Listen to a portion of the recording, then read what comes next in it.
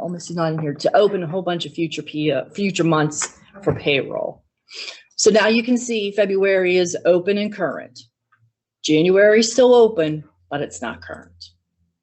Then if we wanted to close January, we would just hit this box. Any other questions on that? Okay. On page 12. That was posting periods. Now we're into projects. Did anyone use project to date in Classic? No? Okay. Believe it or not, no one that I've asked use project to date in Classic. It's just if you have a construction project or something that you want to track that specific information on just that project, in Classic there was a way to do it. This is the same thing in Redesign. If you have a specific construction project that you want to track just the revenue and expenses of it, you can do that here under the core and projects. And we'll just view one that's in here now. And basically what you would do is you would create it, give it a title, then you would put in your beginning balance. And this is just going to pull in this has got legacy expenditures in it. So I must have pulled something before. Then you would just go and put revenues, expenditures, just a quick place to keep track of your projects. If anybody would like to start using this, let me know. We'll go into it more detail, but I'm not going to spend a lot of time on it. Does it report anywhere else, or this is just like a little side thing? This is just for you. Yeah. Yeah. And you could run a report on it. Yes. I guess I'm like initially I thought, wow, for big fundraisers, maybe that would be, so it doesn't have to be a construction project, maybe any kind of project? Mm-hmm. Would it pull information from a receipt? Like, is there a way when you give money in and you deposit it, can you code it to that project so that it automatically tracks it? Well, that's good. If you're going to do that, you would have to first set it up, create it. You know what I mean? Like for your fundraiser, yeah, you could still do that for your fundraisers because it doesn't have to be. Well, right now somebody manually tracks all of that information. It's right. Usually an advisor, but if there's a way that we can do it. But that's only just going to be for you. This was like you're doing it and giving it to me, right? Yeah, So that yes. I have reconciliation. Right. Fundraising. Right. I mean, it would be great if your advisor had access to this and you could have him do it. But Well, yeah. So I just don't even. That's if you're going to walk through it, so that I can decide whether it's worth my time. yeah, and you know what? Like I said, I wasn't going to spend a lot of time on it because nobody really even used it in Classic. But I can sit down with somebody tomorrow if you want to look into it a little bit further. Okay. Okay. Thanks. Yep. And then the last one is vendors. Page 13. So this is the vendor screen that you were asking about earlier. Okay. Same concept, view, edit, delete, create. One nice thing I like on the vendor screen that they have done is if you go down to the bottom, you can add multiple addresses and say if the address is for a PO, for a check, or for a 1099. In Classic, if you had to have your 1099 go to a third address that wasn't your PO address or your check address, you had to go into the vendor screen and put that percentage or whatever that was and put the other address or the other name. Here, you don't have to do that. Say, we want the PO to go to this name, this address, but we want the check to go somewhere different. We'd hit the plus sign. We would add the information here. We would uncheck check and check. I want the check to go here. Then you could hit the plus sign again and say, I want the 1099 to go to this name and address. So there's no tweaking like you did in Classic on the vendor screen on the left-hand side where the PO would go. So I kind of like that feature. The other thing is we don't call them memo checks in Redesign. We call them electronic. And here's where you designate if you want that vendor to be a check or to be electronic. Remember how you had to have a 999 vendor and the check? It's all right here now. So if you mark that as electronic, you can number your vendor any number you want, and you don't have to use 999 for your check numbers for memos anymore. You can make them whatever you want. Now, Melissa still uses the 999 just to keep the check sequencing the same. If you want to do that, you're more than welcome, but you don't have to anymore. This is going to drive whether it's going to create a hard copy check for you, or if it's something so that you're going to do wire money for, don't you guys have to do that for retirement? They want you to send the money. They don't want checks anymore. That sort of thing. Can you switch it back and forth? Mm. What if for some reason I need to issue a paper check for someone I usually do an electronic payment for? I would do a second vendor. Okay. Yes.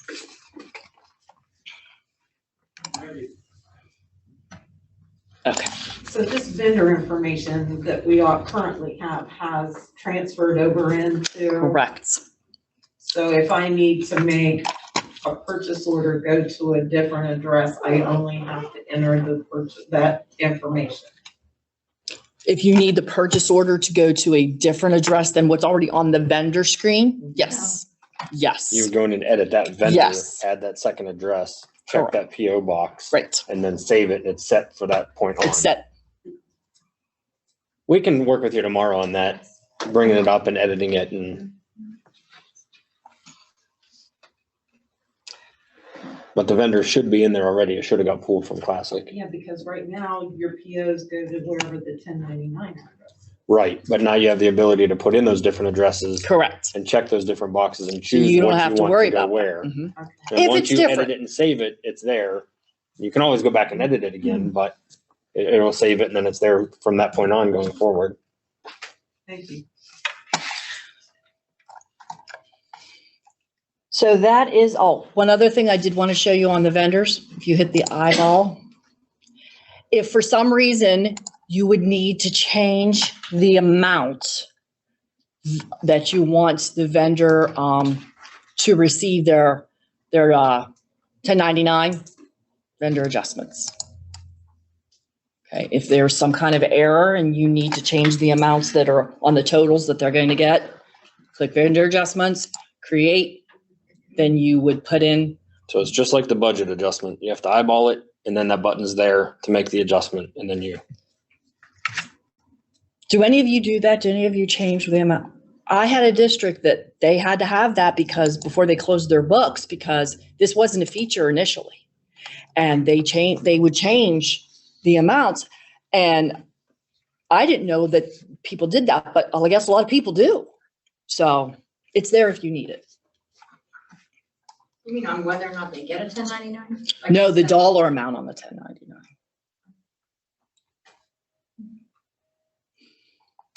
So maybe I use that person for Maybe some they're, things that are 1099 specific and some things that aren't. in my opinion, if some things were 1099 specific and some weren't for a specific vendor, I would create two. That would just be my easiest way to do it. But everybody does things a little bit different.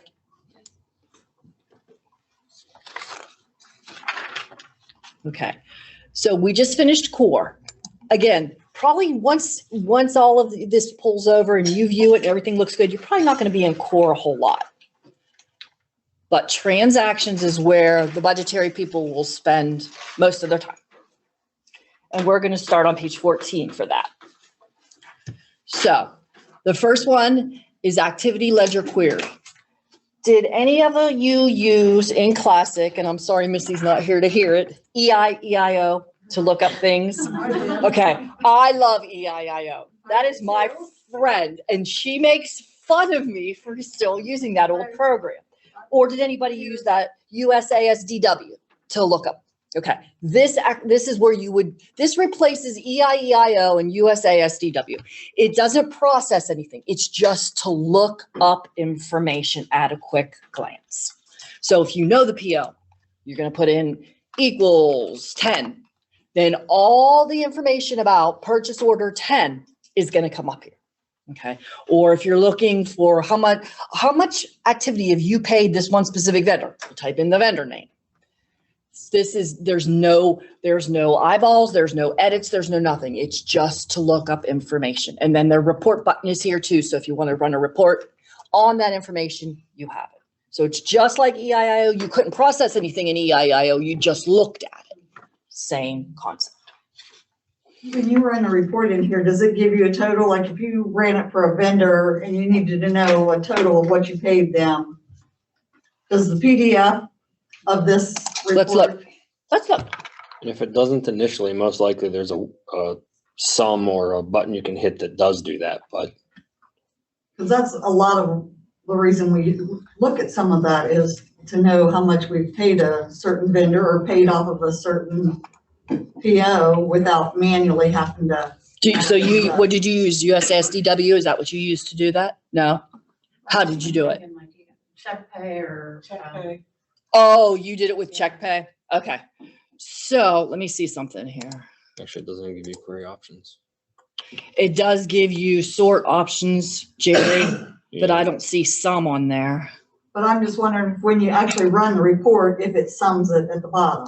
Well, let's generate the report and see. And there was a control break option. Could you just save it as an Excel file and then just total it that way? Yeah, It gives you right there. It does give you totals. but yes, you could do And an you could Excel it. Yep. Anytime you run a report in redesign, you have all those options. So Now, how So- did you do that again? This, I'm sorry. No problem.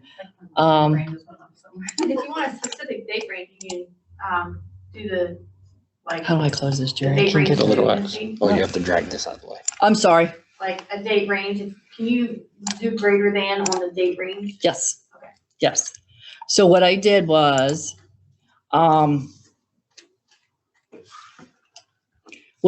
I just pulled up a certain PO and we'll just pull up, we'll just do 10 again. And I didn't do equal because you want just that PO. Okay. Here's your information. I hit report. Then once you hit report, your options come up. Do I want it in PDF? Do I want it in Excel? Do I want it, however? And this is the wonderful blue line we talk about. all the Yes. time. And realize too, one other thing I thought about last night when you had asked, how do you make that faster? It depends on what kind of information you're asking the system. This system's totally different than Classic. It's going out and searching every transaction it can find on purchase order 10 right now. So, You have to remember too, in Classic, if it ran it as a text file and you want it as a PDF, after you got that text, you had to then do VFC to PDF. This is doing all of that for you behind the scenes and then spitting it out in the format you want. so it is doing a lot more. So some reports are going to take longer. Big reports will take longer because it's gathering every bit of information it can pull. And right here at the top under format is where you have all those options. So you can do Excel, you can do, many different options there. Paper size, orientation, if you like it in landscape, if it's a wider report, you can name it whatever you want. It's simply a name that shows at the top of your report. So you can name it the vendor name if you want, whatever you want to name it. It's just for that particular report you're running. And if you want a summary, if you don't want all the details, or you just want to know the total, you can do that. It'll just give you a total. That's if you just want a quick total, if you don't want to look at all the information. You know what I'm saying? Okay, I already looked at vendor 10. I know all this is for vendor 10. Just what's the total? What if you don't know the vendor number? Then you Can can, you search from that screen? you can, do you know the vendor name? If you would know the vendor name, we could put it here. Sure. And even if you only know part of that name, Okay. you can put the % sign, the part of the name another % sign, and it'll search all those vendors that have that in it. And then once you get that particular vendor, then you can display it just that vendor. If you mark all of your invoices as canceled, if you want to cancel out a purchase order, and you want to see all those that you did, you can just do this. The invoice number, if you put in there the word cancel, because you're going to cancel that purchase order, then all your POs that you have canceled using that invoice number, anything, any kind of search. I'm gonna ask another one. I can play with it I tomorrow don't and know, I find don't know out, where but. she went to. She went right here in Our county invoice auditor number. will send us a letter to say it was the auditor of the county auditor's office. So she went in We this need to field, see everything that you've paid Type in to equals canceled. Coshocton invoice County number, in the last year. and then it so shows you we'll all have of the different cancel. areas of Coshocton County that have different vendor That's not numbers. where I have you to would bring go up to each one of those. purchase. No, so if I No, did that's just to see the ones that are in the canceled search status. by Coshocton.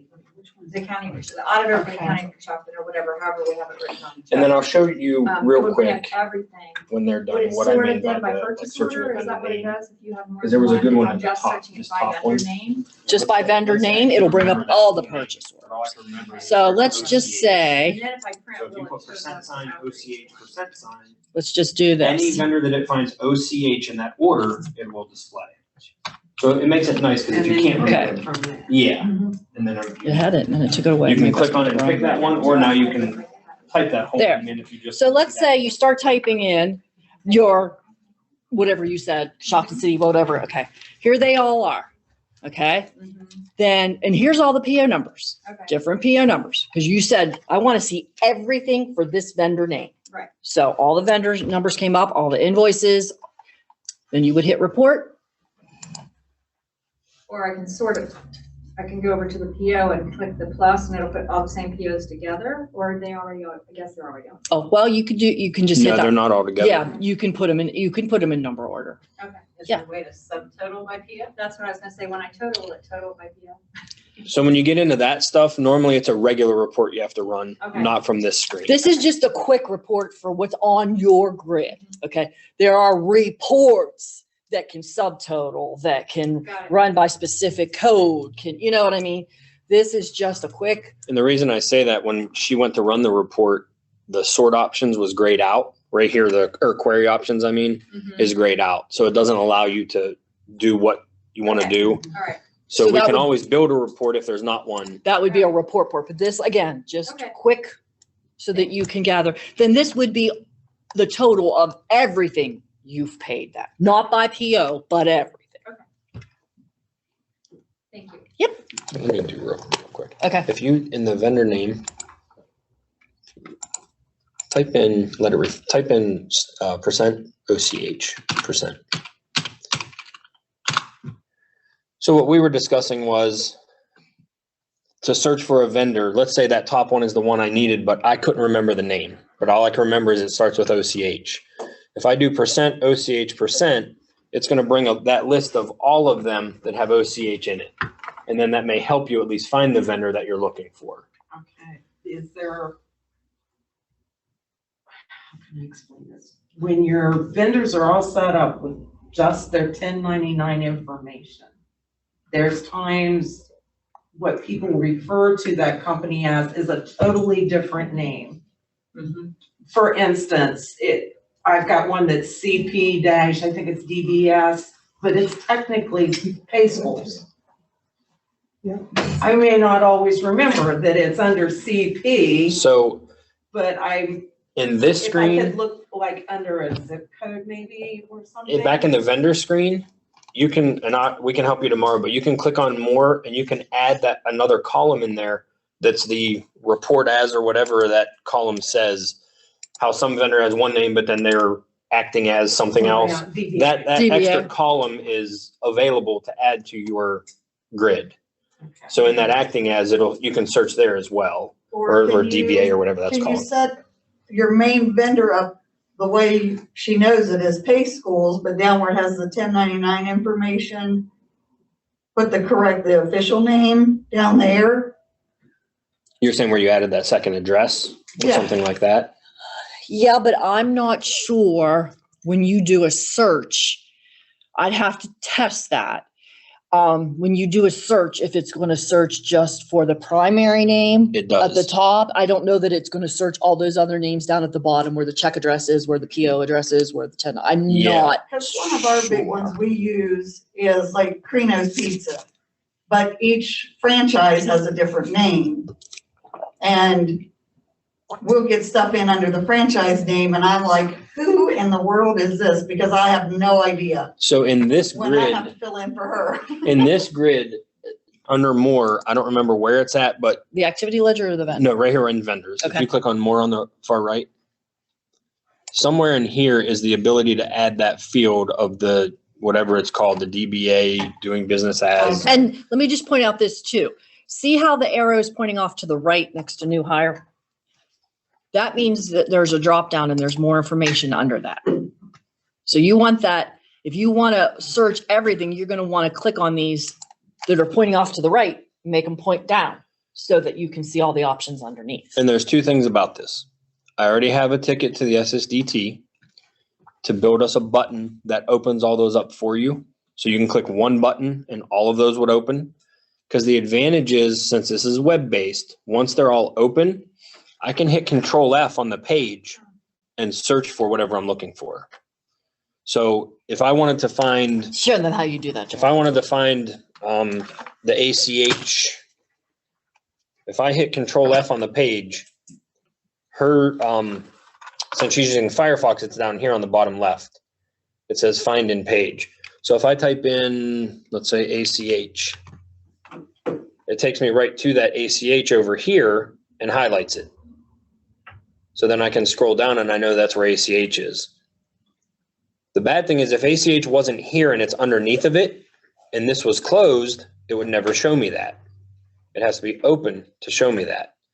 So that's why I want the SSDT to build us one button that will open all of those options, and then I can search for it. And again, I don't know what it's called. I don't know if DBA is in there, which it's not. I don't know if doing business as, that's not there either. So it just depends on what it's called, but I believe that field is in here somewhere.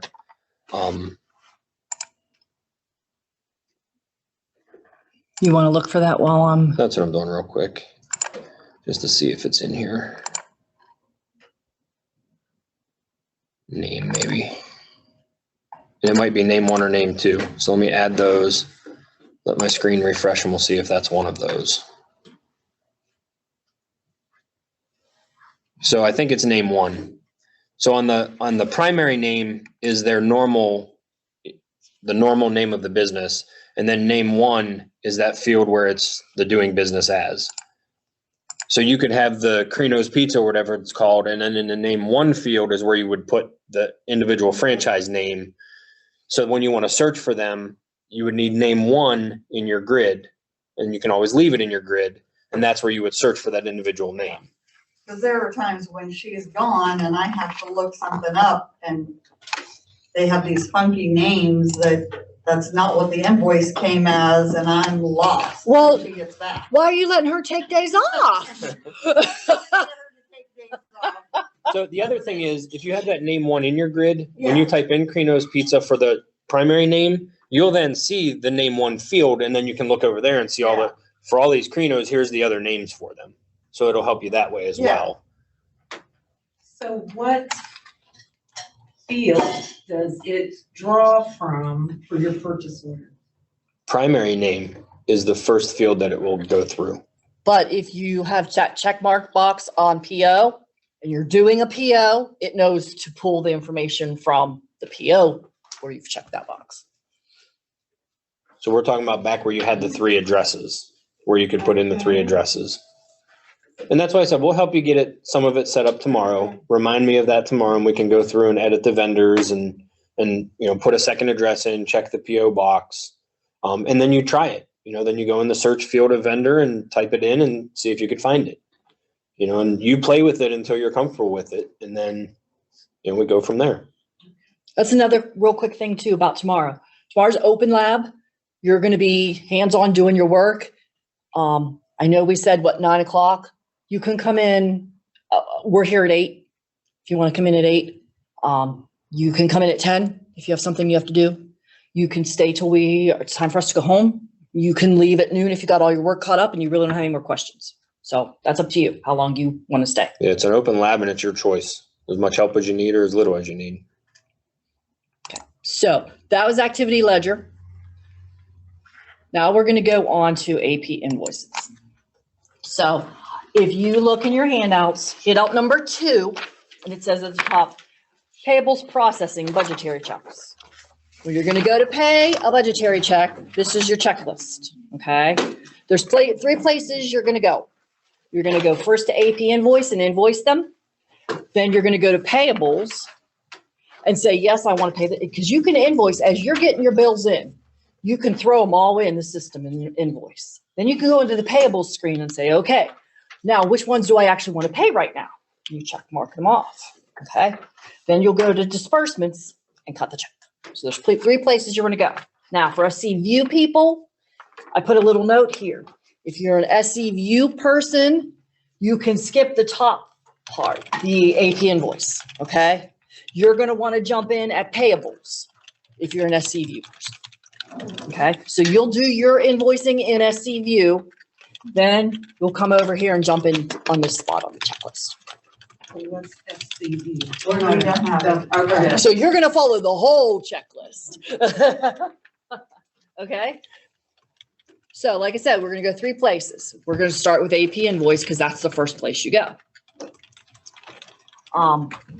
Now, again, if you've already invoiced something, you can view it, you can edit it, you can delete it. But for our purposes, let's say we just got the invoice in and we want to put it in the system. So we're going to hit create. Okay. Then you're going to put in your purchase order number that you want to invoice. So we'll do that. Now the system's going and looking for all the information it can find on purchase order 35. And I do want to tell you, well, let me tell you when we get there. Okay, screen refreshed. Now you're going to put in your invoice number. I'm just making it simple. Okay. Invoice date. Now there's 2 things I want to show you. This is date and this is vendor invoice date. This is new. This was not in the classic system. And this is going to be more for the treasurers to understand than the budgetary people. I'll tell the budgetary people the difference between these two after I tell the treasurers this one thing. Handout number 3. Classic looks at encumbrances different than redesign. In the classic system, when you closed your books, that was it. It was a hard close. The numbers could not be adjusted. In redesign, when you pay a purchase order and it's the end of the fiscal year and you go into the new fiscal year and your carryover encumbrances, the redesign will go back and adjust your books in June. I know. This is an explanation of it. Valerie wrote this up and I can't come up with any better explanation of it. And this is something that the SSDT went to the auditor state and said, yes, they want it. So with that being said, the reason these 2 dates are in here is because when you fill in this date, you want this date to be the date that your checks are, what you're doing right then and there that month. Invoice date can be the date that's on your invoice from your vendor, so you can track that. Okay. This date needs to be a current date so the system knows what it's doing with those encumbrances if you're not paying it in full. People said, well, I want to be able to put in the invoice date from Quill or whoever I order off of. That's when you can put this date. So my suggestion is don't ever change this date, just change invoice. Vendor invoice date. The date is default to today. It's going to default to today. Yes. Okay. And I know that sounds crazy and I didn't like it when I first heard it, but when you read that. My first question is, if it's a future PO, why would I have an invoice prior to the end of December? Not future PO, carryover encumbrance. Okay. Carryover encumbrance. If you don't pay something in June and you have to carry that over into July because you don't have the bill or it just happened at June, in the end of June or whatever. Okay, so we're going to let that default to the regular date. And then if you want to put an invoice date in, you can. And this field's not required, the invoice date. The SSDT just put that there because people complained they wanted to be able to put the invoice date from the vendor. Okay, then you go down and we're going to pay this. And I'm just going to jump over to here real quick. Now this PO is for $10. I'm going to pay $5. And I'm going to make it full. Okay, maybe. Yeah. And I'm going to hit save. Okay. Oh, see what this says? I know I did this on purpose. Okay, I did this on purpose. The date is March, okay? I didn't have March open. Remember, I only opened February when we were talking about posting periods? I forgot. So that's the warning you're gonna get. I forgot to open March and I'm trying to process in March. So that's the warning you're gonna get, okay? You won't see the description of that line item you're paying out of.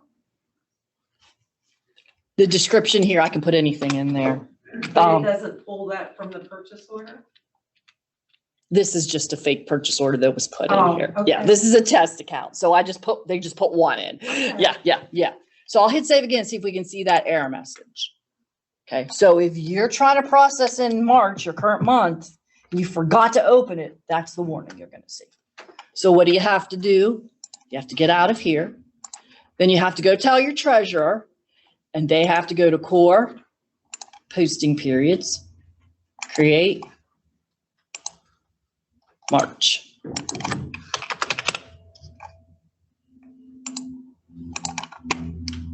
And I'll show you how to create it. We're going to do a PO. So, okay. So now March is open. So I go back to my AP invoices and I try and do this again.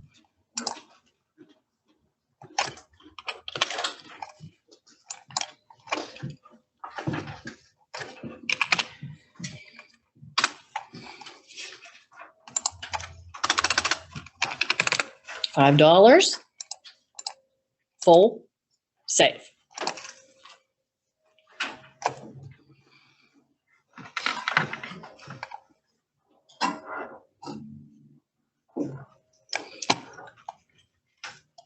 So now that it's saved, if you have a stack of POs, you would just go in, type your next PO number, do the same thing. Okay, once you have those all done, you say, oh no, I made that PO full and I needed to make it partial. I messed up. Okay, so you find that PO.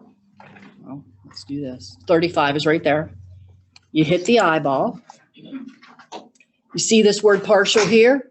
That's the action that you want to do. You want to make it partial. So I click this button and that PO that I just filled for $5 is now going to be paid $5 partial. So let me go to that one more time. That's one more. We're going to do that one more time. So you realize shoot, I made a mistake. You're in AP invoices. You find the PO and we just invoiced PO 35. Click on the eyeball and you click this button here. It says full now because I just made it partial. But it will say partial. That means that's what you want to make it because you accidentally filled it. So you want to click partial to make it partial. And then if you look under item status, it will now say partial. So that's how you change it. If you accidentally fill something and you should have made a partial, go to that AB invoice, find your PO, hit the eyeball, and you click partial. Stephanie asked another And question. that's done after you cut the check. Yes. She asked a question. I'm sorry. Stephanie said, I may have missed this, but if you are in a new fiscal year and are paying an invoice dated in June, can you enter the June date in Redesign? Or do you still have to enter July 1st as the invoice date? You have to leave that date that you're in the current year, the current month and year that you're in. So yes, you can put a vendor invoice date of whatever you would like, but that date field has to be the current month that you're in. Stephanie, did you hear that? She said, okay, thank you. Okay. Okay. So now and what I just said is on page 16, how you see that screen and then you would hit the partial button.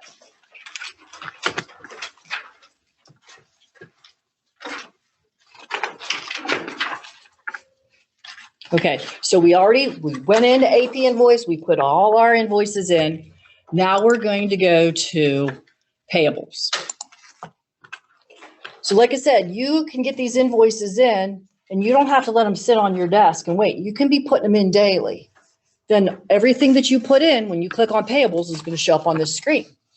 And Nan says, hey, we're running a little skinny on money right now. Don't pay all those invoices. Only pay the ones you have to pay. You go down this list and you just check mark the ones you want. What's that? Wrong district.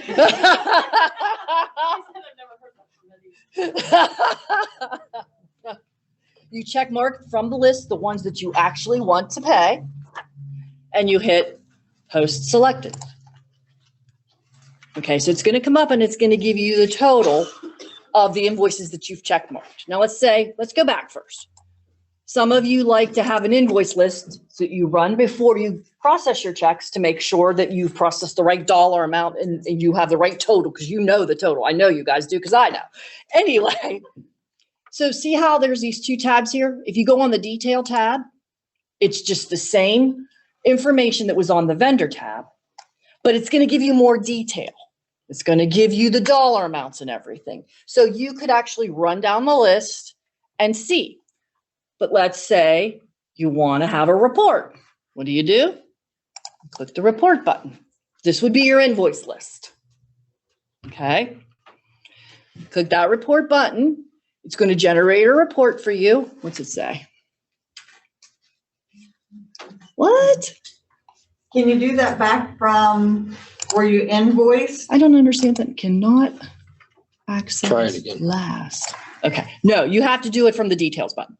The vendor button, I'll get off that screen. The vendor button is just the basic information. No, back when you were first invoicing, you put in the purchase order number and then you put in all the, The AP invoice. yeah.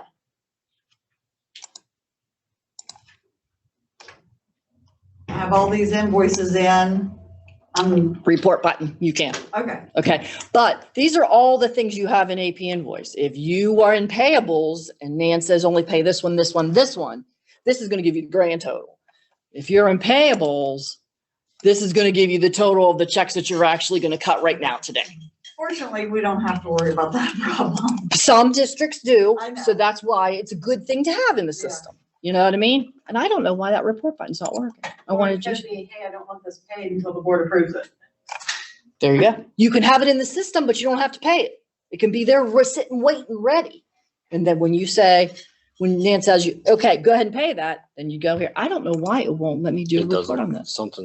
something's missing behind the scenes. That's crazy because it really does work. Something's wrong in this test account that it won't let that do that. But it'll give you a report of everything you're paying and the grand total.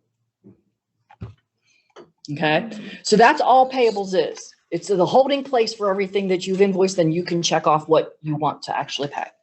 Can an invoice be open like to the next month? Like if you get it and it's not due until April, can you go ahead and put it in there and leave it in there? Just don't check mark it.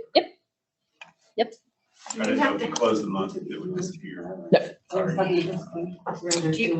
to have all this checked and then get a report in order for it Because to then be I'll forget it's in there. One, let me see if that will help me.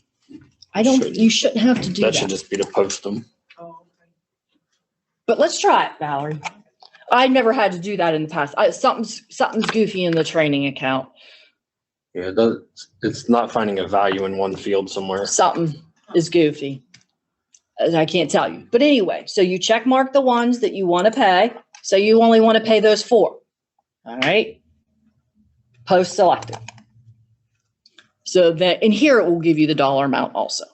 But some people like to print out an invoice Yes, list. we like to know before we get Right. to this point. Well, and if you get to this point and it's wrong, you can always click the back button. Yeah, you just don't hit post. Okay. So it's going to give you how many vendors, how many invoices, the dollar amount, the date. Do you want it grouping by vendor or by invoice? Does everybody understand what that means? Okay, if you have 6 checks to Quill and you want to group the checks by all Quill and get 1 check, or if for some reason Quill wants a different check for every invoice, then you would group them by invoice. Here's that default bank. Like I told you, if you have 2 banks, here's where you're going to want them titled so you know which one you want it to be addressed to. So you have to do this for every vendor? No, this for is each paycheck, Your for pay each, report. This is off your invoice list. for each check run. You do yours separate, you do your construction as one, so you would do all of your construction stuff to here, click at construction, and go on. Then the next group, you do your regular budgetary and do it. I'll help you, Val. Alright. Okay, so then you're gonna hit post. All right, so we went to AP invoices, we went to payables. Now we're gonna go to disbursements, and this is where you're actually gonna cut your checks. And here's where we're gonna tell you if there's anything in the negative. It's gonna pop right up on the screen if you have anything in the negative, if you need to address. Okay, continue to print. So now we're at disbursements. The screen will automatically refresh to disbursements. Now this screen is all your checks, whether they're issued, not issued, reconciled, outstanding, it's all here. So we only want to look at what we want to pay. So you see this right here, it says show printables. You click that box and that's everything that we pulled over. And there might be more here because I was playing in this account to try and get things to work. This is everything that we have pushed over from payables and said, yes, we want to pay. So let me show you that again. If I uncheck it, all checks, outstanding, reconciled, voided, ready to pay are here. So you check that box and it'll show you what's ready to pay. You look them over. Yep, we're going to do them all. Check the box, generate print file. Here's where you put your check number. Okay. And if you want to print electronic checks with your hard copy checks, you can do that. But know that you can't separate sequence those. They would all have to be mixed in. Okay. And then for printing purposes, I know for Edge, I'm assuming SC view that it's got to be an XML. Make sure you say XML. For some reason you wanted to print them out on paper, you could select PDF and generate. This is going to generate a file that you're then going to save onto your computer or wherever. SC view wants you to save it, Edge wants you to save it, wherever. Then you log into the printing system and print your checks. Okay. Does anybody want to take a little break? No? Yes? Maybe? I have a question. Sure. So if we have our, like we do the 9, and put a 9, like our old memo checks. Mhm. So if we wanted to do 2 separate printables, we could do that, like 2 separate, check the ones that we want to do actual checks, run that, and it'll do that sequence checks, and then run the printable or the Electronic. Electronic. Thank you. Click that and then just sequence that in a different number. Yep. Okay, Absolutely. Check that little box. and two separate. So does that make sense to everyone? Okay. That's how you do a check run. And I jumped around in this tab a little bit because I wanted you to see a whole sequence of a check run altogether. All right. So like I'm going to jump back now to disbursements, and that's the screen we were on to finally print our checks. Anybody want to take a break? Yes, no? I know it's so interesting. You're just sitting on the edge of your seats, right? Logan back there is falling asleep. Anyway, okay. See all the tabs up here? Page 19 in the book. by the way. Yes, I'm sorry. So this screen does a lot more than just where you go to actually print your final checks. All right, we just talked about the generate print file. Okay. It also is the place where you're going to reconcile checks. So if you wanted to reconcile a check, and let's do one. Let's say we want to reconcile check. Hopefully it's in there. Yeah, it's in there. We want to reconcile check 11. Click the box, click reconcile. Whatever reconcile date you want to use, and hit the word reconcile. That check will now go and it tells you it was reconciled in the amount. You do like a run of numbers? Yes. And that check is now reconciled. Okay. Oh, shoot.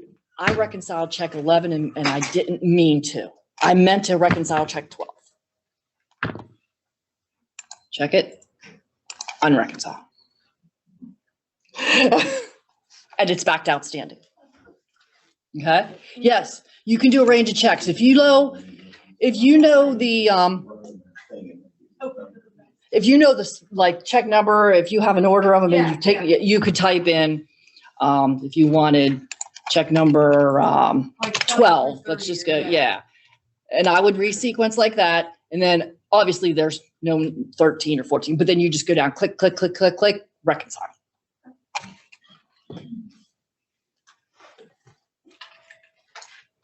Are you able to get or is that gonna be in the report? Like if I want. You would have to go to reports to get your reconcile. Yes, Yeah, to Yes. say I want the state range reconciled check. yes, yes.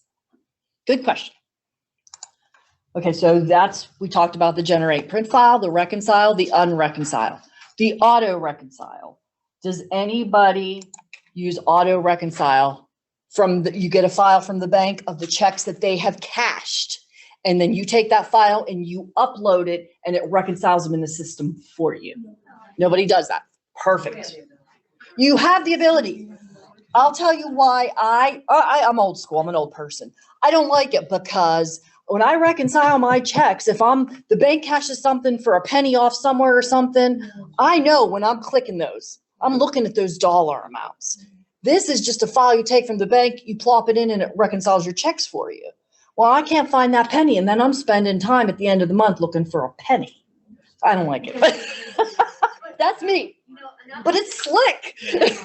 Another thing is, and I just had it online, is the bank will key the wrong check number. Yes, And then it's yes. like, okay, that check number's not out there, and then you're out there searching. Exactly. So, Lately, the bank's not even been putting a check number, it's just giving me a dollar amount.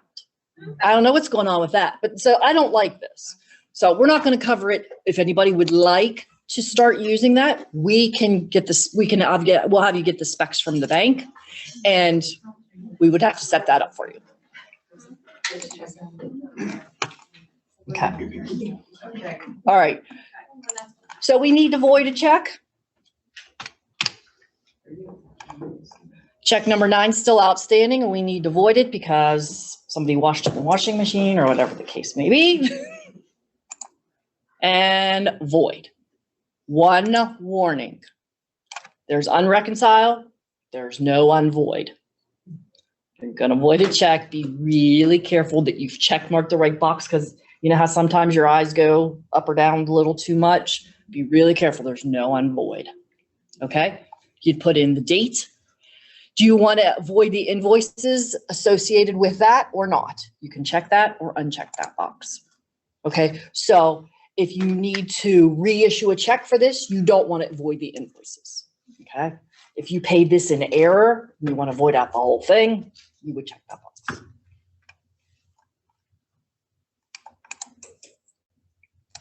and that opens that, Purchase order back up. Correct. If you don't void the invoices associated with it, it will open that purchase order back up for you to issue another check. What would be the circumstance you would void the invoices?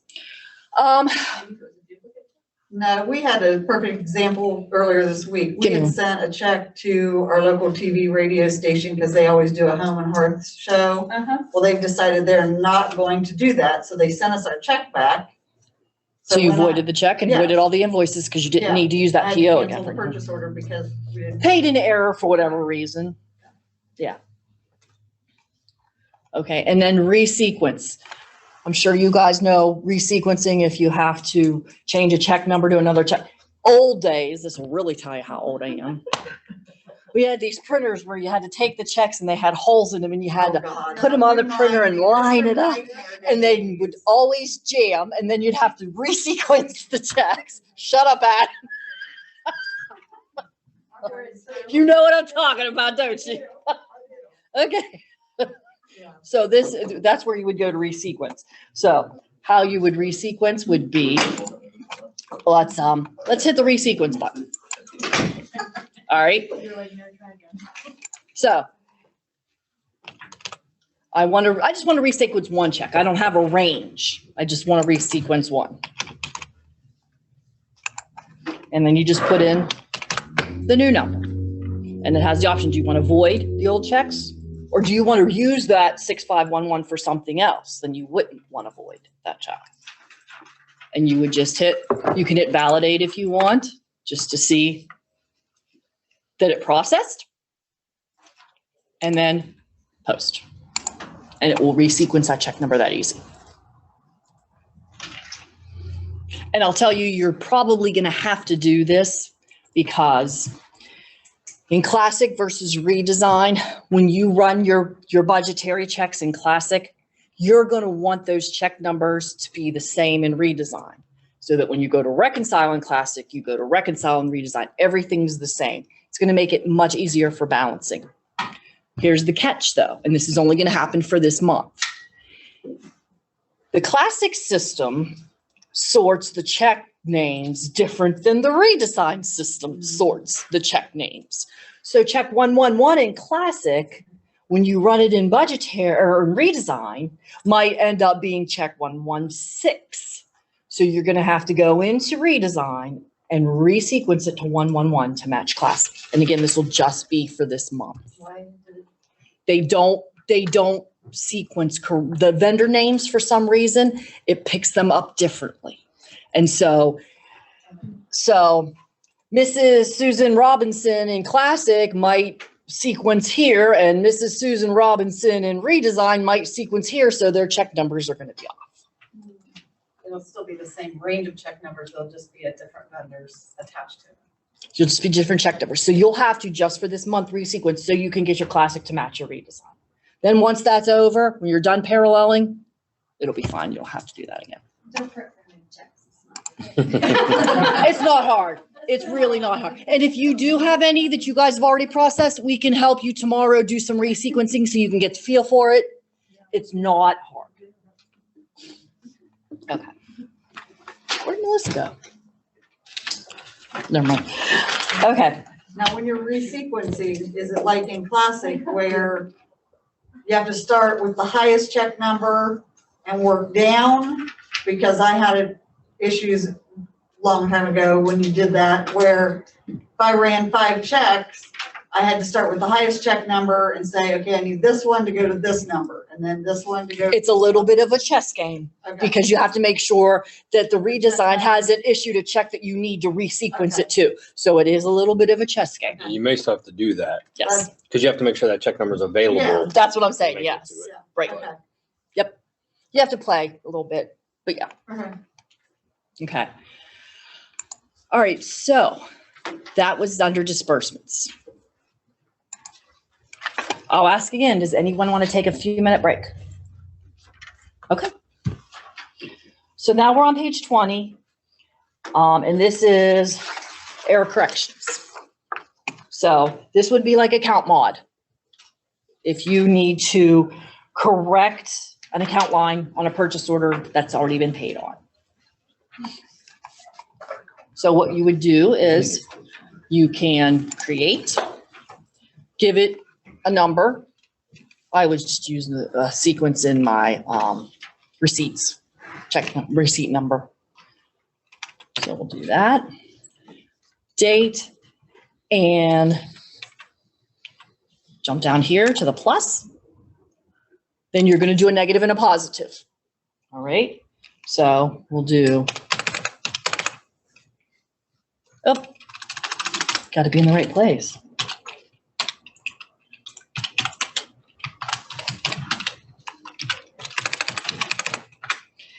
And like Melissa mentioned before, when you're keying in the codes, you have to hit the code, you have to hit the hyphen. For the next one, the drop down will come. If you see it, you can select it. If you're not sure, you can scan. If you know it, you can type it in. Gets you get a little at first it was like, oh, I don't like having to hit that hyphen because in the Classic system it would just jump over to the next field for you. But it doesn't take long and you just end up getting into the rhythm of it.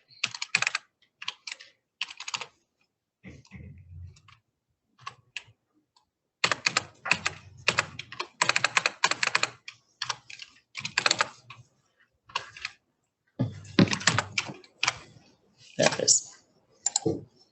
Then you hit the plus sign again. Do the same thing. But this time you would put over here a negative. And then the other code that you needed.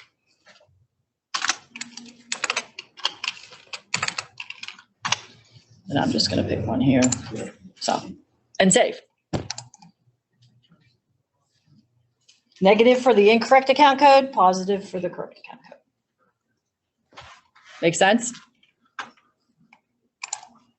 And that's it. So now you don't have to do a purchase, a vendor, a PO, a check. You don't have to go into an account mod and do all, just go there.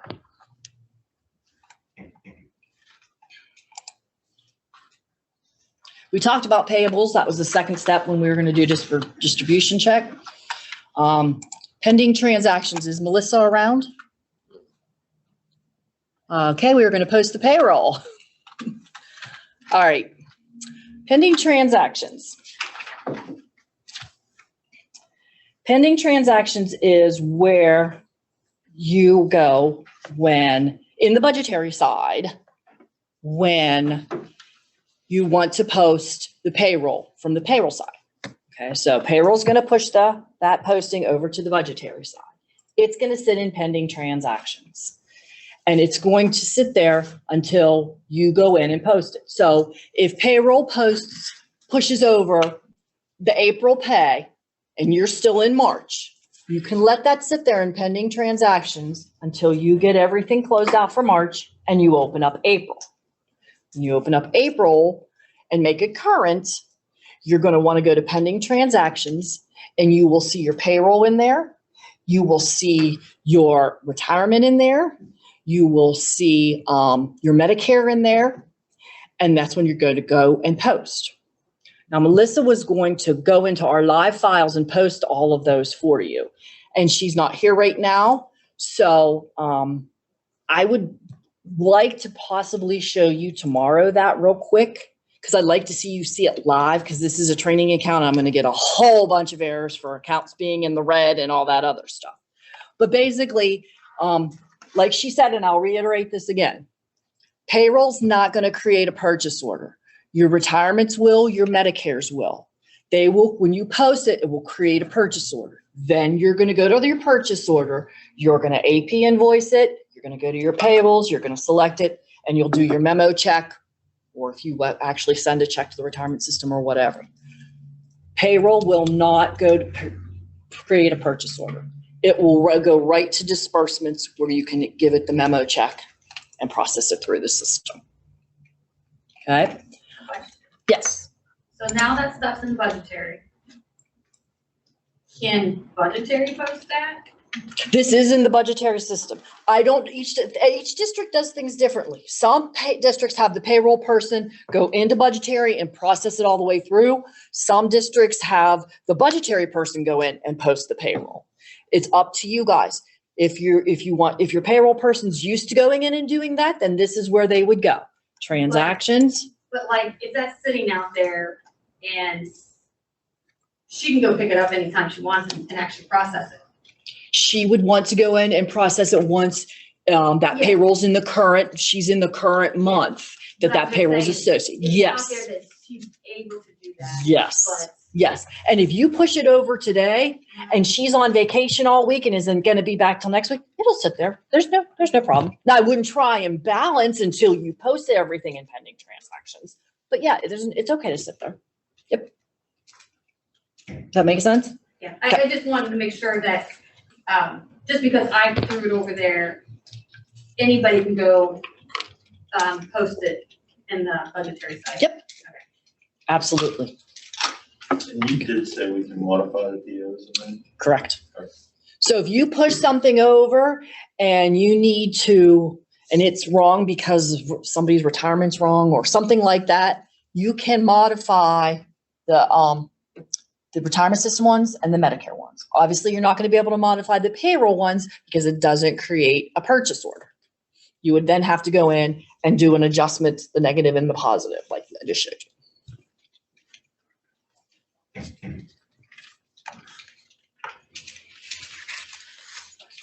Okay, we are going to go on to purchase orders. Yeah. Let's see. What about like insurances? Is it like the Medicare and the retirement where it'll create a purchase order so they can be adjusted? Okay, Yes. I was just like, okay, when I said Medicare and so I just wanted that, like, okay, life and dental and, okay. So pretty much anything board share except payroll itself. Yes. Okay, so now we don't have to go in and reconcile the memo checks for payroll anymore, because we won't have to do that. No, you will obviously, well, it's going to create a memo check. No, because the memo, electronic, electronic checks automatically reconcile in the system. Stephanie asked another question. Okay. She said, so we can run a report to see what accounts are being charged. You mean on the budgetary side? That's going to give you a purchase order. So yeah, you could run a report on the purchase order to see what's being charged, or you could just go to transactions purchase order, pull up the purchase order and just run down and see everything. But yeah, you can do a report. Yes. Is it okay? Good. Okay. Okay, so we're now on transactions purchase orders.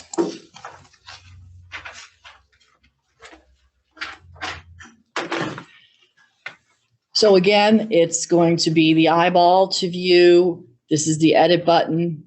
This is a print button, but I'm not sure with your printing software if you would be able to use this button to print, because you probably print your purchase orders through the printing software. Am I correct in saying that? If you just wanted not an official copy of the purchase order, just the way it looks in the system. If you wanted it like that, here's what I would do. I would click the print button. I would choose PDF. Yeah. Okay. Then, just the default, then I would do print, and I'm thinking it probably would just print out a sheet of paper if you wanted it. But if you needed the official copy, you would have to use your printing software. Yes. Okay. And this button right here is to invoice. Now, I told you you could go to AP invoices with your stack of bills and just keep keying them in.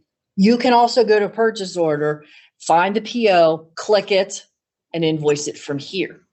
But I think it's just better because if you know the PO number, you can just be in AP invoices and be typing in the number and it brings it right up and go. But either way will be fine. This takes you to AP invoice and you can invoice it from here. So if you want to create, oh, see, it took me there.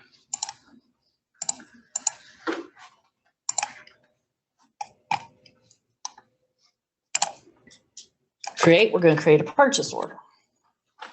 And this is what you were asking. There's no description. Because it was a training account and I used a PO that was in there and they didn't put a description, you are going to put it. I hit cancel for a second. Oh, you hit cancel? Okay. I was Yeah. like, what happened? I just wanted to explain real quick so that you understand. When she hit the invoice button, what it's actually doing, if you look, when she canceled this, right here, you're at the AP invoice screen. So it took you out of purchase order and took you to the AP invoices. So when she went to hit create, that's why she was like, oh, wait a minute, this is the wrong screen. I have to go back to purchase orders. And it tells you right here what screen you're on. So now you see it says purchase orders. Be nice if that was bigger and bold. That is one thing we asked them to do. One thing I asked them to do is actually give it maybe a different color. Highlight that word. Something, yeah. Yeah, highlight it, yeah. For my old eyes. Yeah. Yeah, it is kind of small, isn't it? Okay. They got that big space there. 16 font. I'm thinking like 160 font, fill that whole area. Right, I mean, it's not like it, like I said, there's a lot of white underneath of it, it's not like there's not enough room. I like you have send them stamps. Hey, like we told you yesterday, if there's something that you see that you think would work better, put it in a ticket. Get all of our friends on board. And we put it into the SSD. They review every single thing. I'm not promising you they execute every single thing, but they do review it. And what they do, that ticket sits there, and if the next time somebody else requests that same thing, they just put another mark in it. So they just keep tick marks of how many people have requested the same thing. And then I'm sure, like he said, the steering committee that they have goes through those. What's the most requested things? You know, because they want to work on the high priority stuff first. Sure. So if you've got, You need to open a ticket for that? It doesn't hurt Send it to everybody. because they will add one to mine because I've already opened it saying, Okay, so hit click create to create a purchase order and just put in a purchase order number, the date, the vendor. So you hit the drop down here. You can either search for the vendor if you know what the vendor's name is right off the bat. You can just start typing it. Let me see. I don't know any of the vendors in here, so let's just start typing this. If you know it, it'll start the drop down. You can select it. Here's your delivery addresses. This is those addresses I talked about that there's going to be maybe duplicates because of the different ways people type them in. That will pre-fill in for you. Description, and in the purchase orders, they do have up at the top, the little place if you want to put a description, a quick description there, but not necessary to fill all these fields out here. Attention, if there's somebody in the district you want to put attention to, Mr. Brown or whatever the case may be. Then you go down here to the plus sign. And you start typing in. So we'll do.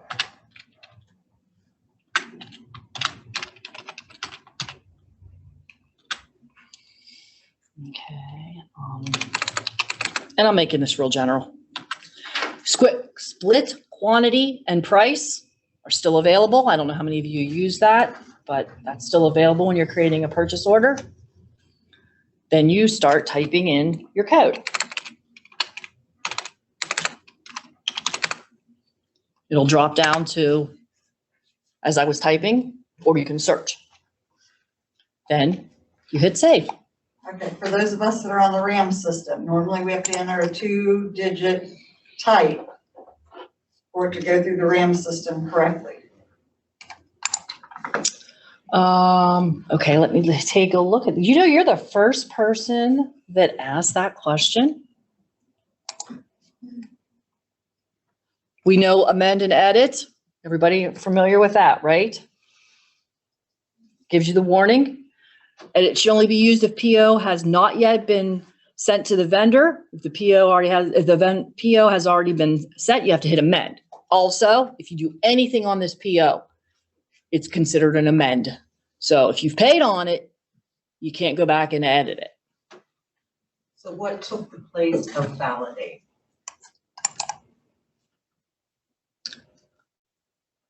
You don't have to validate. If something is in the negative, it's going to come right up on the screen when you hit save. The web used to, when you create a PO, auto-generate like the next PO number. Does this not do that? Yes. Oh, it will? It If you will. leave it blank? Yes. Or- Yes. Let me see if I can find. You know what, you're on the purchase order, not requisition, never mind. It's requisition, isn't it? Requisition. That's it. Okay. So that's right, Jody. Yep. We'll look at that when we get to requisition. Okay. So we put this purchase order in and I say, oh no, I forgot to add something. So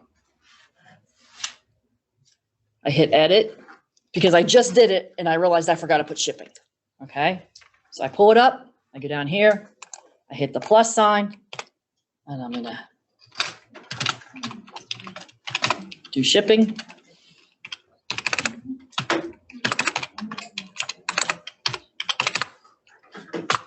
So just another quick note, if you cross months, you won't be able to edit the purchase order. You'd have to amend it. Right, so if you created it in March and it's April, you know, you created it at the end of March. Any change to the purchase order you'll have to then hit amend. Okay, so if you paid on it, if it's already to the vendor, you're supposed to do the amend. If you close a month and you have to change something on the purchase order in the next month, you would have to hit amend. You won't be able to hit edit. It'll tell you too. Okay, so I added, I went back and I hit the plus and I added the shipping. Here you can delete it if you didn't need the shipping. Delete it. Here, you can go down and add another item without having to go into the PO again. You just hit that. Or copy. I know you don't want to copy shipping, but if you had ream of paper purple. Then you could copy and you could just go back and take off purple, put blue, and then it would just copy it down for you. I got a question on the PO. Say you paid a check on it and you get the second invoice in and it's more than you thought and it's higher than that 10% threshold. Can you amend it to change that price on there? Because before you couldn't change the price after you paid on it. Can you amend it after you've paid on it for the price? Because there's times where you get a bill and you pay and then the second bill is more and you have to create a second PO for it. We'll do a test on that. I would add a line with the additional. That's what I would do. I would add, yeah, that's it. I would add a line or then do it then and now. So Nancy, Yes.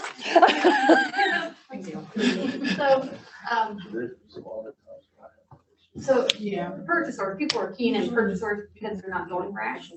That's what I wanted to know, like, when would you just use this over keying in a requisition? Right now, like, we key in a rack, the rack goes through the approval process and then it's converted into a PO. Mhm. So when would you use just enter in a PO? I can tell you that, long time ago when I worked in the district, because I've been at OME-RESA for 12, 13 years now. They didn't put in requisitions. The schools hand wrote a requisition on a piece of paper. They sent it through the school mail to me, and I just went in and put a purchase order. Okay. So there could be different reasons. Does this go through an approval process though? No, there's no approval process in this. I believe that's coming. Okay. But at this time, there's no approval process. And at this time, inventory is not in here. You still have to go into the classic system to do inventory, but they are actively right now working on the inventory. So that's coming very soon. Very best favorite. That's a dirty word to me. I'm sorry. Vicki, I can tell you that we do this because I did not where I used to be, but Mid-East does, like, we're gonna, if I drove my car today, I don't turn my mileage in until afterwards. I fill out my mileage form, we do a then and now on it. And the purchase order goes to the superintendent, so that's the approval on it, so we just do a purchase order straight from that. Okay. So the approval is already on the travel form. I was gonna say the actual reimbursement. The reimbursement is already signed by the treasurer and superintendent, so that's the only time. Can you think of any other time we do that? I do it with my payroll. And again, whenever you post your retirement or your Medicare, it goes straight to a PO. So when you post those pending transactions, it's going to create a PO. It's not going to create a requisition. It's going to create a PO. So there's just different little. For board bids, you mean? Yeah. Yes. Is there, Right now it goes. Again, everybody does things a little different. Yeah. is there, I know there's probably somewhere a copy, so if you already have this, or a clone, whatever you want to call it. Let's go So if into, it's an existing, say, let's see. I'm sure there is. Right there. Oh. Click, so let's click the eyeball, Yeah. okay? And clone. Yep. Yeah, they were very good when they built this with making sure, because I know a lot of people use clone. Oh, yes. Yeah, big time. So, And receipts are the same way. yes. Yep. So you saw how to add a purchase order. I don't think I have a. Do you want me to keep going or do we need potty break? Okay. I appreciate that you keep checking. Well, you never know if someone needs a drink or something. Okay. Receipts.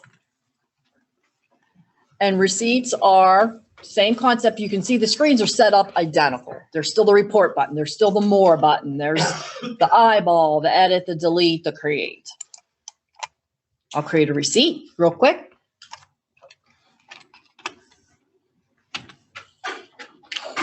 And I'll show you these two little things here too. See the create new and close? If you have a whole bunch of receipts that you want to enter, you'd want to click create new, so that when you hit save, that the screen will refresh so you can just start typing in your new receipt. You don't have to go back to the main screen and hit create again, okay? If you're not, you want to hit close, you really don't have to hit close because when you're done, sit and save. Well, I guess you don't have to hit the X if you hit close. So if you got a stack and you just want that screen to refresh after you hit save to enter your next receipt, hit create new. Same thing with purchase orders, same thing with requisitions. And you did say it'll still auto assign the number. It will auto assign. Talk to us about that tomorrow because there's a place in the modules to set up the auto assigning of the numbers for you. Yep. So if our old system is already set up that way and you brought it over, is it going to be set up or we have to go and do that? I will take a look at, well, let us take a peek at that. I don't think it is set up I because think- the module, I think we have to turn it I on. think we do. So I'd rather take a peek at it to be sure for you. Okay. Received from.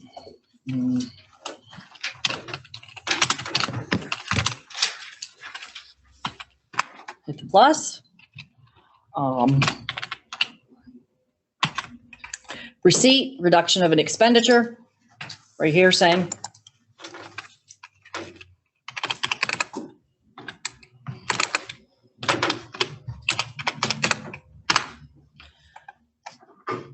Okay, save. I'm gonna see that additional description up there, the big box, is that just? You can again, more detail? you can put it, it's not necessary, okay? So now I put in receipt number 6. Oh, you know what? I put in 25 and my finger hit the wrong button. It should be 28. Edit. 25.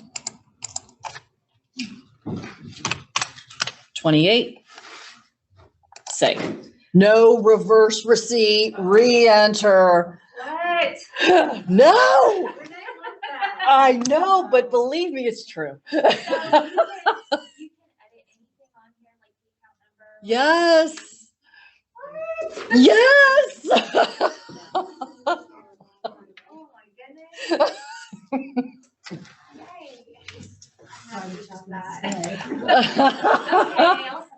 Did I make your day? Yep, that easy. Okay. We're on page 24. Now, when we do, like, I have my whole pack of receipts that I've already done for March. I want to enter them in exactly the same numbers that I have, but then once I'm in April, I want to do the auto and start it with the next number. And we can show you, or you can just quickly send us a ticket and say, hey, I'm ready to start processing in April. Set that up for me. Oh, okay. Yep. It's 2 minutes. We can do it in like 2 minutes. Okay. And I'd rather us just do it for you because it's not something you're gonna have to keep going into. So why bog you down with more information than you need to know? But if you want to learn it, I'll be glad to show you. Okay. I'll be glad. So if you want to clone a receipt, you click the eyeball and the clone button. Okay. Okay, there's all the information. You just change the receipt number. Probably want to change your date if it's the next month.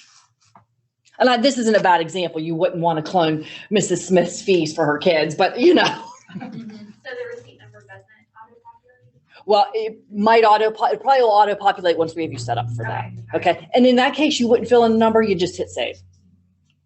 We just don't have our module set to auto populate the numbers. Yeah, because for I our want to training. type it in just so you guys can see. Okay. Refunds. Page 24. Okay, if you need to do a refund, this is where you'd go in the system. If you need to refund a parent for fees, whatever the case may be, you would hit create. And then you would have the one thing about refunds. You know how I said when you're processing invoices, you have to go to AP invoices, payables, disbursements. Refunds, you don't do that. Refunds, once you create it here, you go right over to disbursements. You don't have to go to AP invoices and payable. You don't have to go to payables, and you don't have to go to AP invoices because it's a refund. You wouldn't be putting it in a system if you didn't want to cut the check right away. You know what I mean? For the most part. So refund number, again, if it's auto assigned, you wouldn't have to worry about it. But for this example, I'm going to put in a number, your date. You can actually skip this part here because it's going to fill in when I fill in the bottom part. Right here, create check. If you're going to create a check, you'll want to check this box. If you forget to check this box, you can't go back afterwards. That's one thing you can't edit right now, but we have a ticket into the SSDT and they're going to change that so that you can modify that. If you haven't already cut the check off, well, if you can't cut the check, you wouldn't be able to if you didn't check the box, but you can't go in and modify it if you forget to check this. So for right now, make sure you check that if you need to check. So what if you don't check it? You would have to create a new receipt. Okay. Or, yeah, refund. Yes. Okay. So then you would check the box, the date, the vendor, come down here and you would pick the parent's name. If that's what you're going to do, if you're going to refund somebody, hit the plus sign. And then you're going to refund them $25 for fees.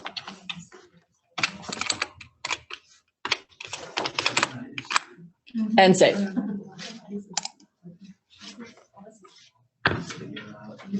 So if you forgot to check that box and you created a check, obviously, and you're like. You wouldn't be able to create a check. It won't let you. Okay, so if you have to redo the refund, can you go back and delete the original? Again, Because you have to do the other side, right?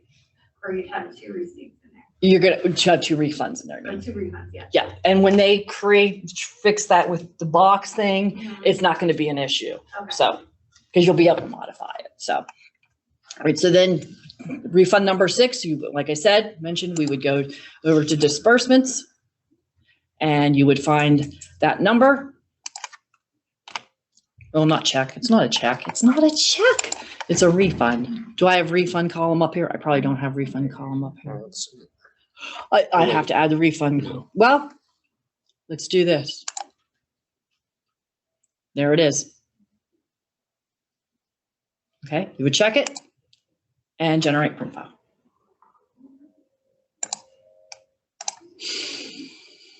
Okay, requisitions, page 25. I'm not going to create a requisition for you because it's just the same as creating a purchase order, but 2 things. One, I'm going to show you how to convert a requisition to a purchase order. And second of all, Jody, we're going to go in and view it to see if we can see where that 2-digit code goes for RAM. And I would say right here it is. Yep. Hi. Yep. Okay. Because RAM does work with this. So.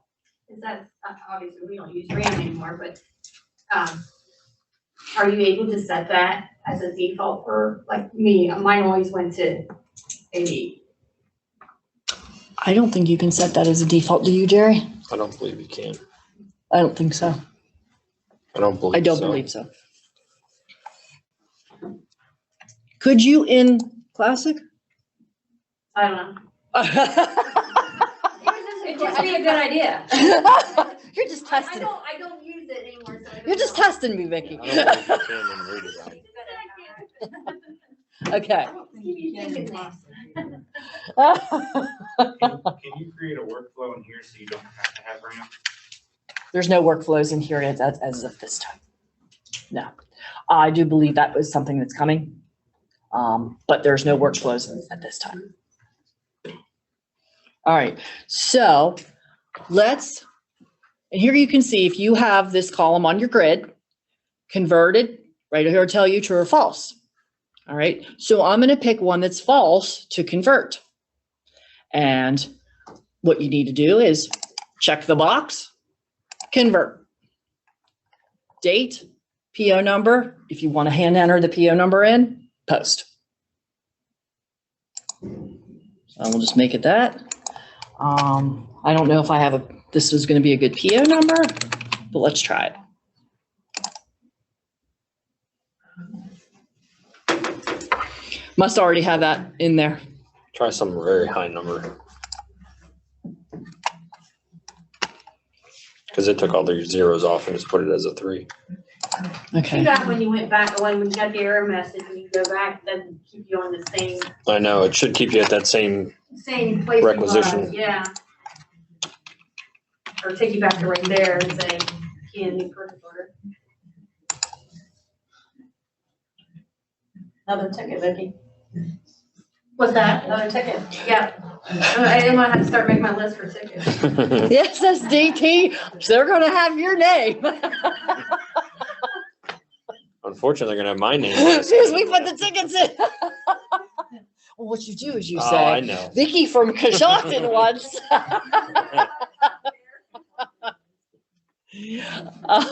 I have this red thing here on the PO, probably because I put too many numbers on. Yeah, move your mouse over it. It told you. Valid must be a number between 1 and, I don't think I've used too many, but okay. I don't know. Anyway, and if you have auto assign, it's just gonna auto assign that for you. Okay, again, for March's information, all the recs that we've been converting. You need to keep everything the purchase order exactly the same. Yes. Yes. So it's that easy to convert. Then you would just check that box and hit convert, then it's a purchase order. And Missy, now when they do requisitions, if the account is over budget, it'll be an error message to them and won't let them complete that. Is that still something that? They'll get the error message. There's a box, there's filters. There's a filter screen that we'll get to so that you can check to make sure. And if you, let's say for instance, you have a grant and you don't want anyone to spend over the amount, there's a box you can check on the expenditure or cash screen. We'll go back and look. And it doesn't matter who puts the requisition purchase order in. If it's over budget, it stops you right there. So it would be something like for a grant, that way nobody would, but you can tailor that specific users too. Okay. Missy, do you want to post the purchase payroll? Okay, we're gonna jump back. We're gonna go back to pending transactions, and Missy's gonna go into our live files, our OME-RESA files, and post our payroll for you. Okay, so.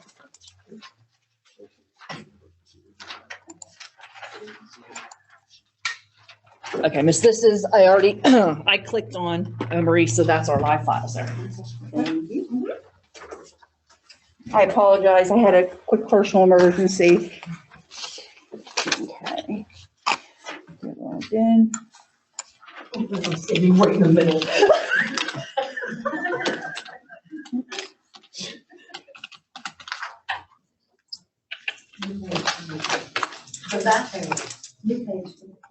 Okay.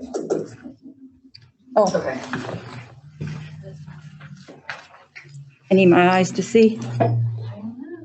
All right. So yesterday, you remember I went to payroll posting, employer distribution posting, and I posted the batch over to USAS. Okay. I'm gonna take this off. Okay. So when that happens, it comes over to transactions and pending transactions. Okay, and these are all the batches that I sent over from my payroll side to our USAS side. It doesn't matter what order you go in. So I'll just start at the top. Payroll. Let's see. I'm just going to go ahead and straight to post, but you can validate, reject, or post. So if there's an issue, you can reject it. So I'm just going to go straight to post.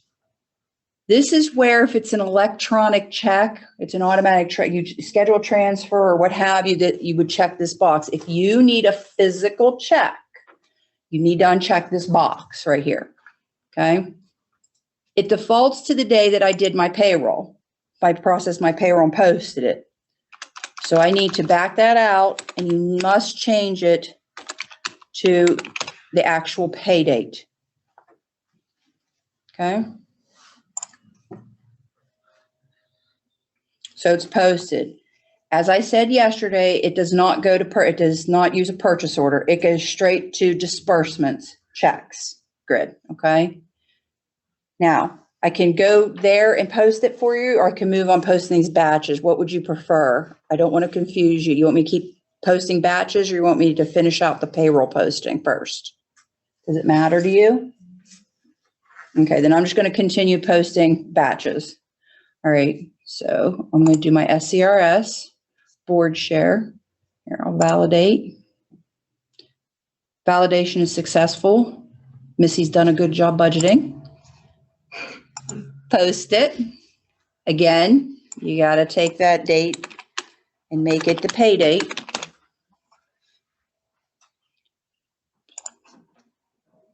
Post it. OME-RESA. Validate. Validate success.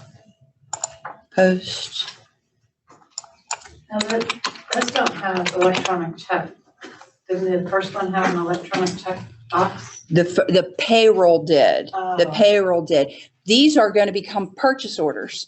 So it depends on the vendor that you assign. Is it an electronic payment or is it a check payment? You went over that, right, Miss, on the vendor screen? Remember I showed you, it was a drop down. So that's why you don't have that box here. That was a very good question. That's if you wanted to process both checks and electronic on that Okay. disbursements. If you're just doing One one check more. that's coded electronic on vendor, it's just gonna be there. I'm just going to go straight to post this time. Oops. Now it didn't work on this one.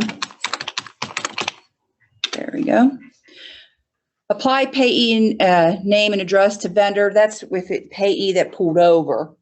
That's how that works. And for more detailed information, you can look at the documentation, but that's basically what that means. So I'm going to post it. Uh-oh, Missy, you ain't that good. I told you. All right. So I posted everything. What I personally do next, I go to the purchase orders. Now we do things a little bit differently. At the beginning, I don't know if this still is going on now. I let the system auto assign my purchase order numbers because we were just starting to use SC View, and those purchase orders, if I would go grab the next purchase order number, it wasn't reading it somehow. So we would have two different purchase orders with the same number. So we just decided we're letting my payroll purchase order numbers auto assign as opposed to using what SC View does. Okay, so I'm going to go in again. I told you yesterday, I'm anal about this. I'm going to go in and I'm going to edit this purchase order.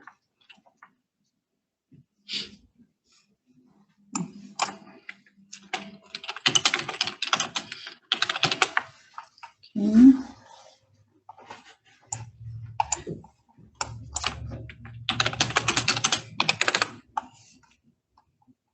I'm going to copy and paste that.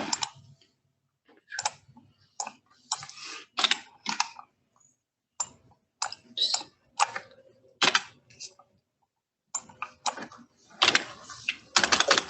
It's my 690.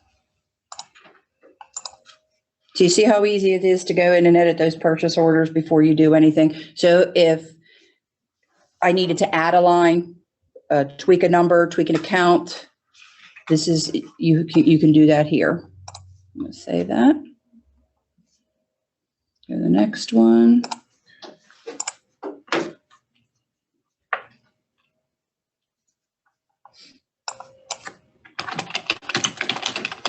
Oops.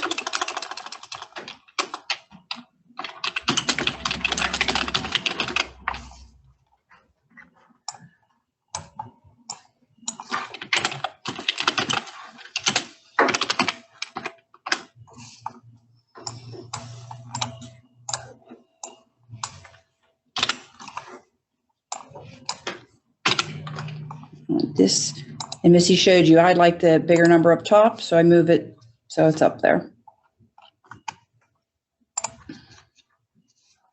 And last.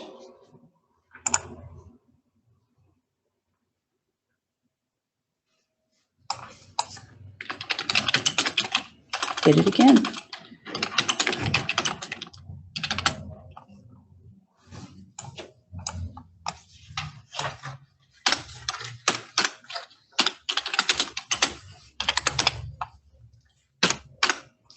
Okay. So now when I'm all done, I think, Missy, you've shown them straight from that purchase order. I can start invoicing right here on this. Okay. So I just do the pay date. Now I know you're not supposed to change the date. You're supposed to leave it to the date that you're actually paying it. You explain that, Miss, since I missed a little bit. Okay. I'm changing it in this particular time because I didn't do it when it should have been done because we held off on for the training. So that is why I am changing the date there. I filled it. There we go. All right, the next purchase order will 11201.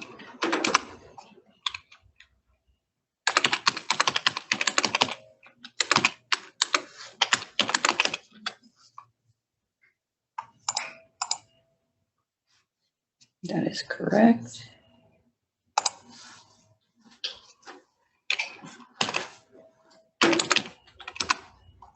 And you see how that is up there for me to constantly just keep invoicing. I don't have to get out and come in and get out and come in to do that. Oops. No, didn't do it. There we go. Bill?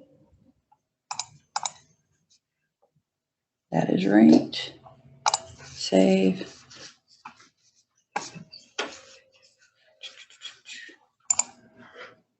Okay. So now I've invoiced them. I'm going to go to my payables, which is like invoice listing. And I'm going to check the box. I want to post them all. I need to change the date down here to my 3/5. Oops. Group option vendor, that's fine. Post.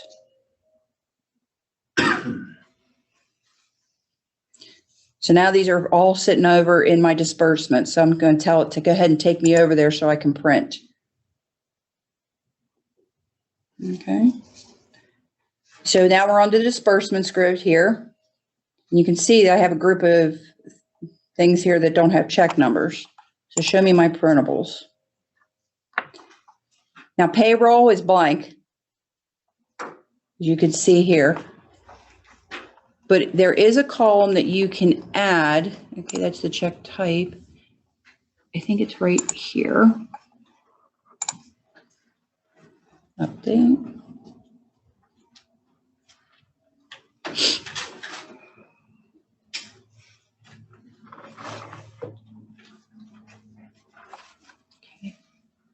So I'm going to pull this over here so you can see it. See, it tells you the type of check is a payroll check. So I'm going to do that one first. Let's narrow it down. My check number is vendor number. Now I only print papers for myself, the PDF, so I can attach it to the different payments I make. So I'm going to buy vendor number, generate. I still use memo check numbers. Open. And that's what it looks like. The memo vendor check number. Okay. Move this over just a smidge. There we go. The rest I'm just going to do in a batch. Generate my print file. That's the next check file for that. I want to print them. Oops.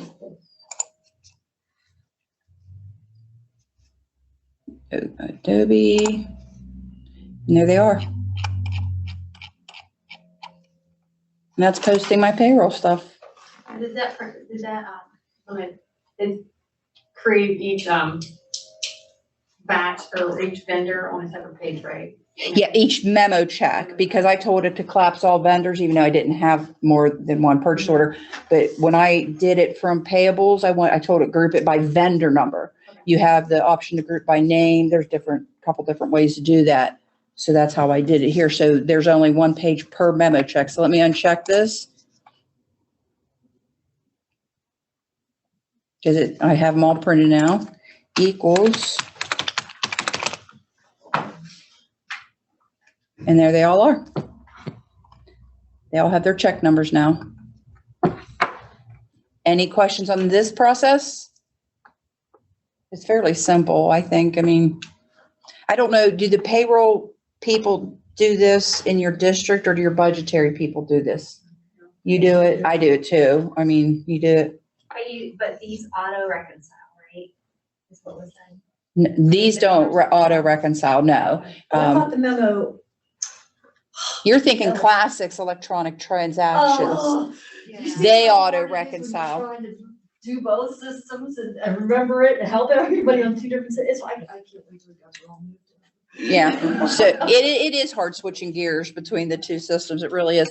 But you would still have, you get your bank statement. Okay, that transfer, because she goes in, this one thing she does for payroll for auditing purposes. I do the payroll. I give her a sheet and say, hey, I need you to transfer. This is for our payroll, Medicare pickup, SCRS, all that. So when she sees it clears her side that it got charged off and moved, she'll go in here and reconcile those. So any questions on this? All right, Miss, it's all yours. That was quick. Hey, what can I say? I'm Speedy Gonzalez. I'm sorry, I'm canceled. I can't say that. Remember they're trying to cancel Speedy? Oh, Speedy too? Speedy Oh. Gonzalez, they're trying to cancel. I didn't realize they were Along trying with to Happy cancel him New too. Oh my. Okay. Yeah, don't say that. Yeah. Okay. I hate to say this. I'm getting ready to leave again to go pick up lunch. Okay. All right, you logged out of OME-RESA, I right? did log out. I have 2 PDF files if you don't close them, so I can. Oh, print I them just out. closed it. All right. What's nice is I can go in and recreate that print file. Just don't put a check number. When you check the box and you hit generate print file, do not put a check number in there, but pick your PDF and print electronic, and I can get that again. Because she was so nice to close it. I'm sorry. I'm I'm sorry. Talk to the hand. Okay. We'll be right back. We're gonna go pick up your lunch. My purse is out this way, sorry. Okay. So we just finished up under transactions, requisitions, so we'll go to transfers and advances.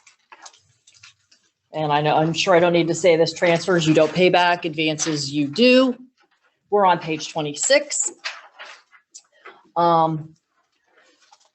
So I'm going to actually create an advance so I can show you the payback portion of it, because a transfer is just the same thing, only you just don't pay anything back. So I'm going to do an advance for you.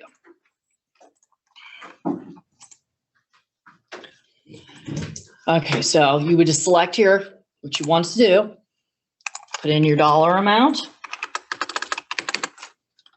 date, description,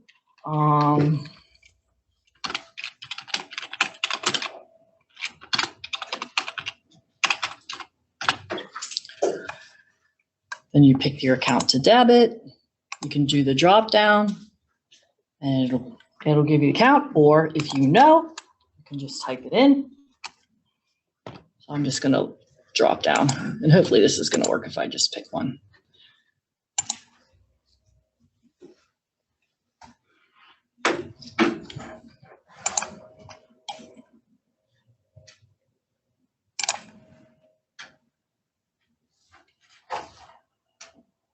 Negative remaining, that's fine. So now we have the advance, and right here it is. So if you want to pay it back, click on the eyeball.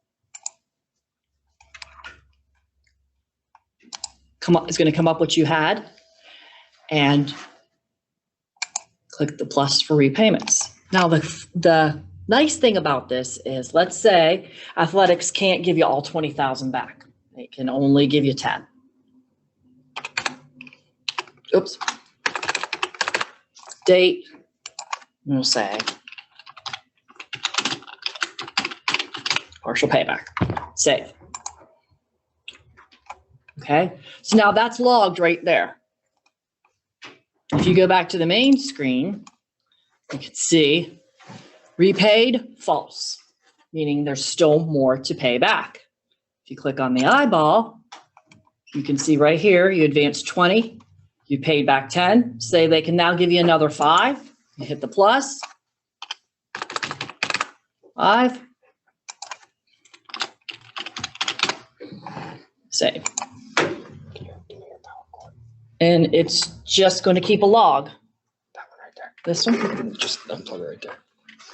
Sorry. That's okay. It's just going to keep a log then of what's been paid back. Pretty easy. Any questions on that?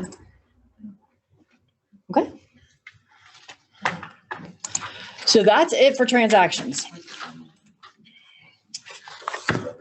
Next would be starting on the budgeting. And I know we're probably going to be coming up on lunch here, so I'll talk about it a little bit, but we'll get into it after lunch a little bit more. We're on page 27, and budgeting is like a probe in your classic, okay? But it's done a little differently. So first of all, you would go to scenarios. And scenarios is like a big expandable folder, okay? You're going to create this expandable folder and you're going to title it FY22 for your upcoming fiscal year. Then you're going to put all these spreadsheets that the system's going to create for you into that expandable folder of what you want the dollar amounts to be. And you're going to take that and you're going to apply that. So what we're going to do first is we're going to create this folder. We're going to title it FY22. And then we're going to go in and we're going to create budget spreadsheets and we're going to create revenue spreadsheets. Now, I don't know, every district does things different. Some districts, the treasurers assign the dollar amount for athletics or student activities or whatever. Some districts will have the activity coordinator tell them this is how much I want in all these lines. And then the treasurer will just plug it in. So the beauty of the spreadsheets is you can send these out to the different departments, have them plug in the dollar amounts they want. They send the spreadsheet back to you. You can review it. If you approve it or you want to tweak it a little bit, then you upload it back in to here. Or you can just download your whole entire district and go and plug in everything yourself and then let them know in the departments what you've given them. So it's a little bit easier to get that information to the departments and back if that's the way you do it. Okay. If we do our budgets, just like a percentage increase from year to year. You do a percentage. So you don't ask each department. Okay. So is that, because right now when you go in budgetary, you put 102%. Right. And let's talk about that a little bit too. This system doesn't have that ability just to say, okay, here's how much I had last year, increase that by 3%. What you need to do is you need to take this spreadsheet, it's an Excel spreadsheet, draw it out because it's going to have all your account codes, okay, and all the dollar amounts in there for the current year. And then you can put the formula in. Are you familiar with Excel enough to do a formula? And so a lot of people are getting more and more familiar with Excel. I'll be the first to admit I'm terrible at Excel, okay? If I need something, I ask one of these guys. But I was going to say, if you need help, let me know. They're good. I use it for everything He's in my good. personal life Adams, to work. they would be glad to help you with the spreadsheet if you need help. So once you get that spreadsheet out, you have to say, okay, take this column and increase it by 3%, and then it'll fill it into the column to upload for the next year. In that same way because we do a temporary advances before the permanent, or temporary appropriation. So if the board approves 50% appropriations of the previous right year, that'd be the same thing. Exactly. And there's a place in here to put things in as temporary, then go back and update it to permanent if you need to do that. Yes. Okay. So this is a little bit different than the classic system. And I'll tell you that I've had a lot of people say, well, I don't like it, but it's just because it's a few more steps. But if you think about it in the long run, with the ability, with the spreadsheets and everything, I see why they did it, because there are a lot of people that send spreadsheets out to all their departments and let them fill that in. So this is a very easy way to do that then. Okay. It takes a minute to get your head around it, though. It does. I'll tell you that. It does take a minute to get your head around it, but once you get it, it's like, oh, that's pretty slick. So I'll start because they're not back from lunch yet. So what we're going to do is we're going to start by building that folder that we're going to put all our spreadsheets in. So we'll hit create, and we're just going to say FY22 because that's the upcoming year. And then you're going to put a description. And I always put budgets and revenues. Remember this, this is one important thing. You want both your budget and your revenue spreadsheets to be in here before you upload it to your accounts. Don't just put budgets and upload it and then go back to do revenues and upload. Both have to be, everything. The completed package has to be in this folder before you upload it. Okay. So that's why I'm titling this budgets and revenues. Okay. Then if I hit save, now my folder's created. Okay. If you're just going to go back, we'll go back and look. It's going to say FY22. So now we're going to edit it. And what we're going to do is now create the spreadsheets. They're back with lunch. We'll stop right here because this is a great place to stop. Okay. And we'll pick up right here when we get back. Let me see what's going on with the lunches. How long do you want to take a break till? Let's do at least a half an hour. So folks on the Zoom, we're going to do a break for a half hour. So let's say 12 o'clock. Melissa was wonderful with. All right. In Zoom, we're going to get started. Okay. So where we left off before lunch was the budgeting and scenarios. Okay. So we have our folder built. Oh, okay. Or who is someone making your master? All right. And we're going to go back in.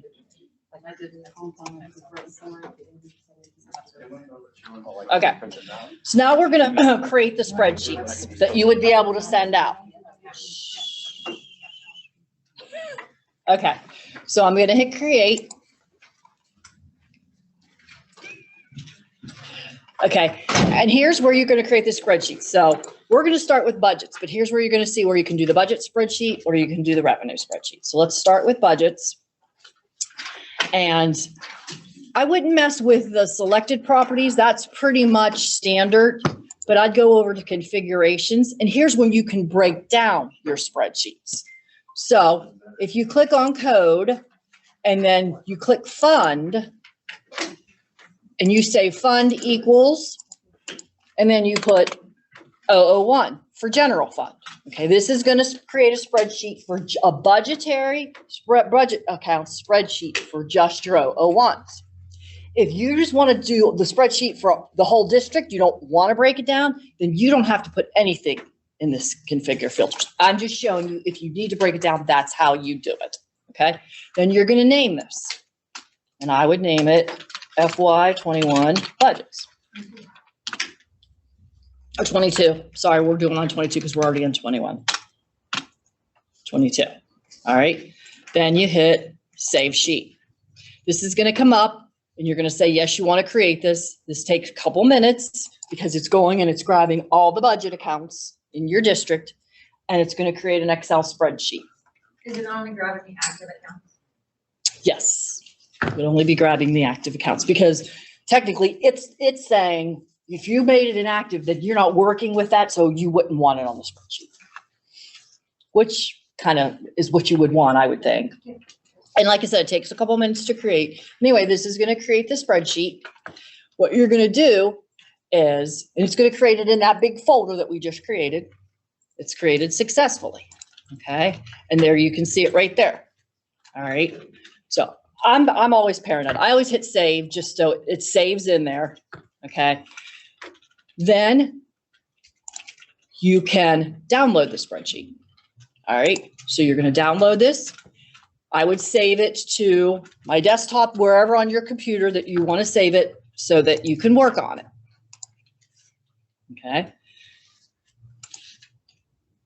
And here it is. I'm going to open it up. It opens in Excel. Enable my editing.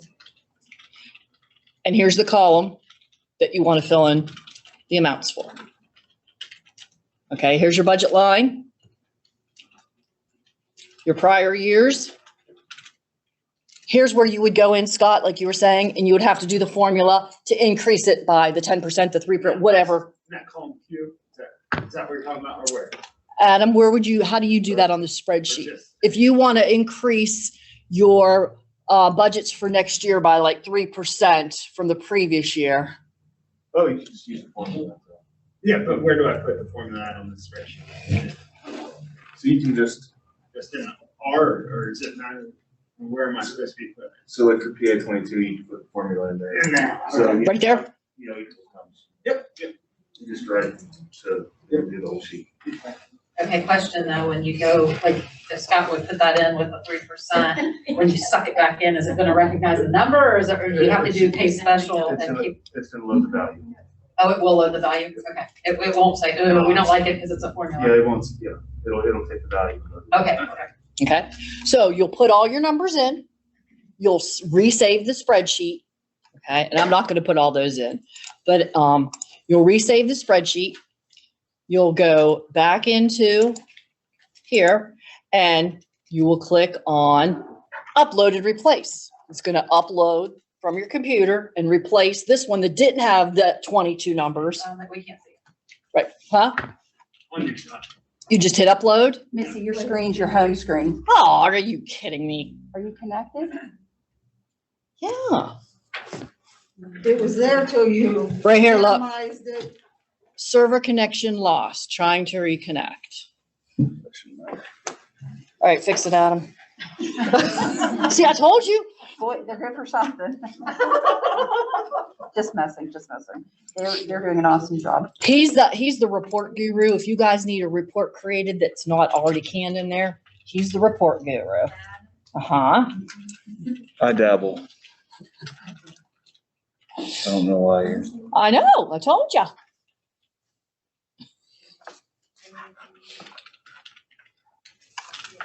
Missy, can you go in and, like, in the reflections, how you can go in and modify an account? Like, if I wanna adjust my appropriation on a certain account because my budget changed in a federal program, I can just go into that account and change the amount budgeted and I'm taking care of it.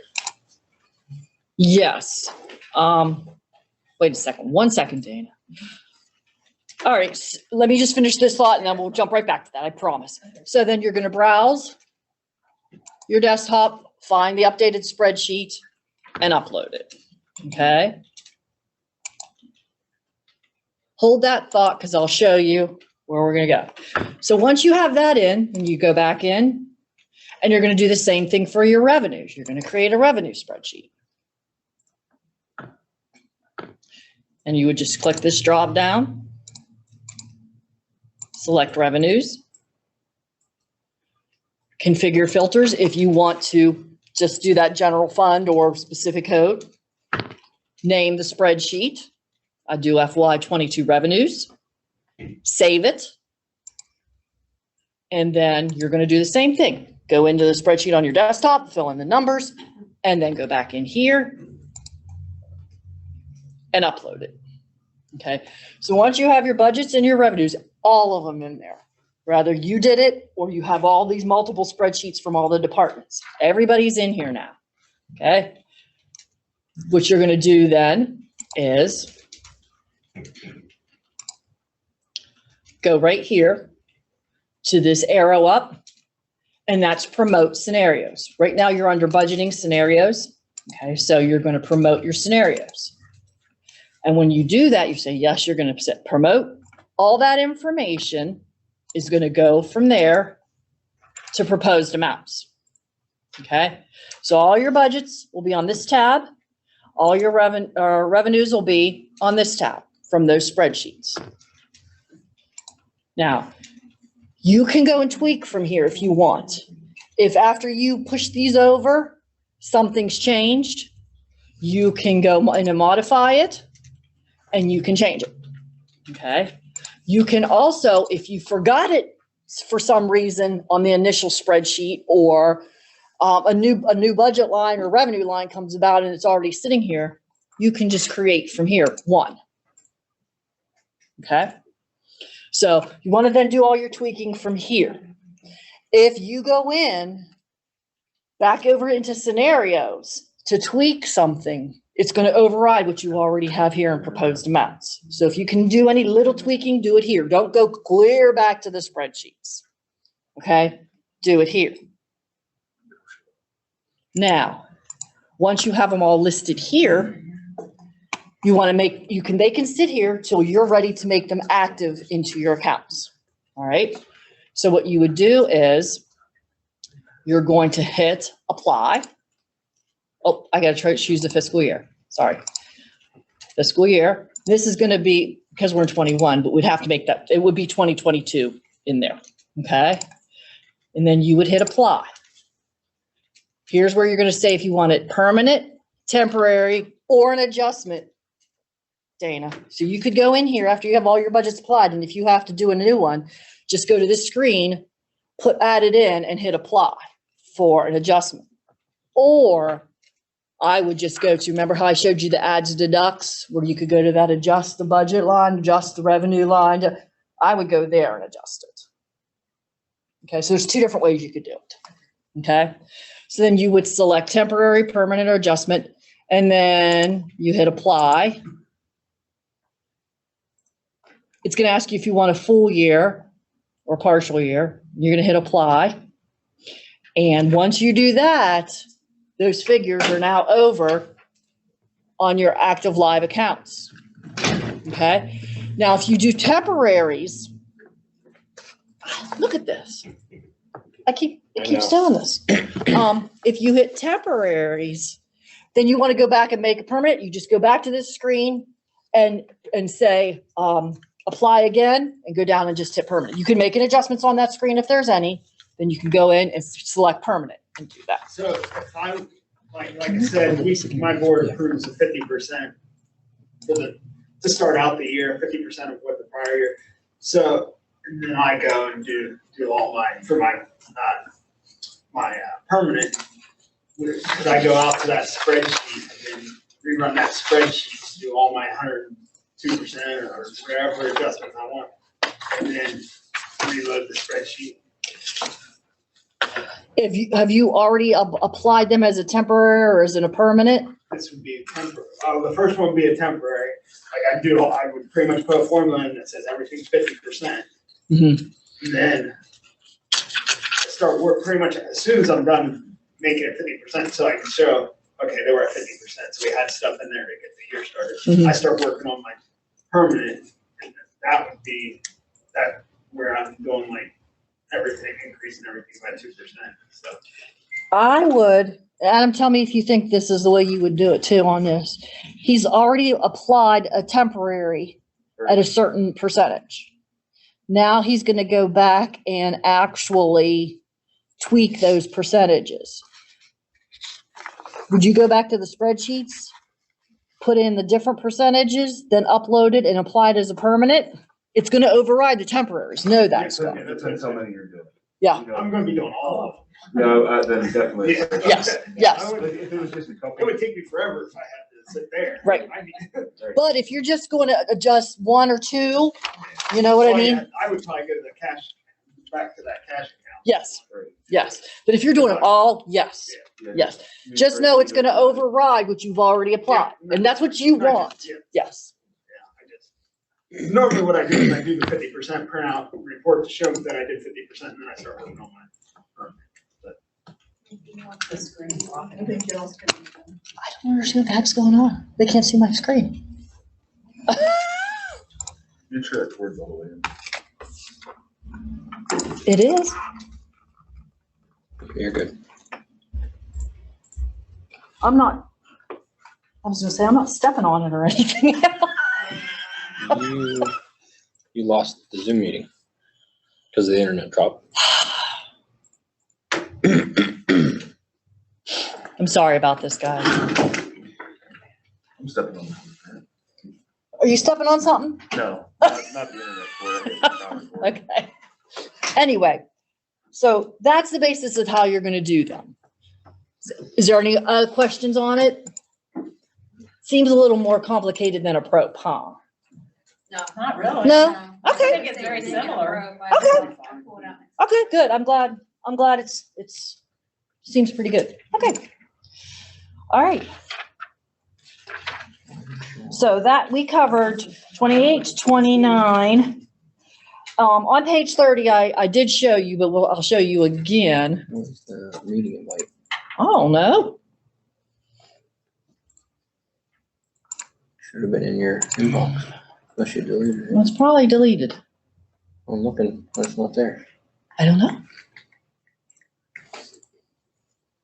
I didn't have that many. Scroll. No, it Are you would've been scrolled from all the way to the yesterday. top? Yeah.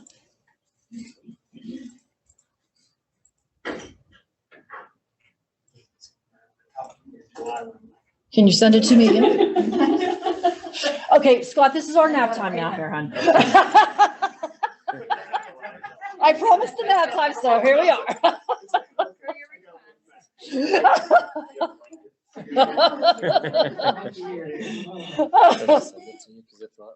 All right. I lost it too. You lost it too? Yep. Did Missy go over to grab her son? Melissa's son works in our tech department. So whenever there's a problem, I'm like, text your son.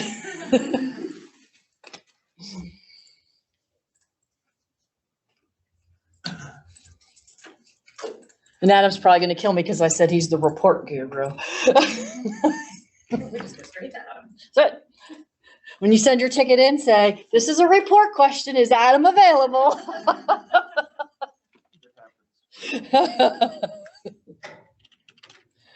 It's coming to you now. Okay.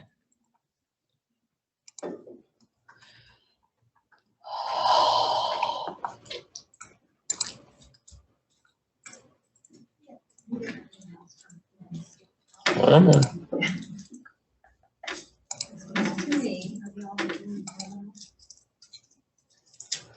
Yeah. Wow, I'm just It's slow. in a bad way right now, aren't I? It is real slow. There.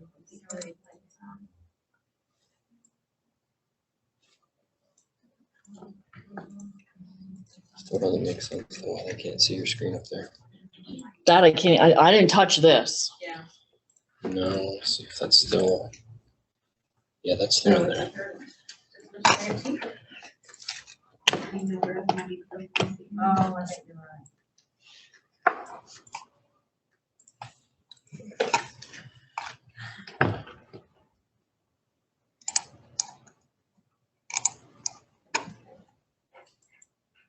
It's slow as could be. All this just open Zoom. Here, let me disconnect you and reconnect you. I don't have Rich's cell phone number.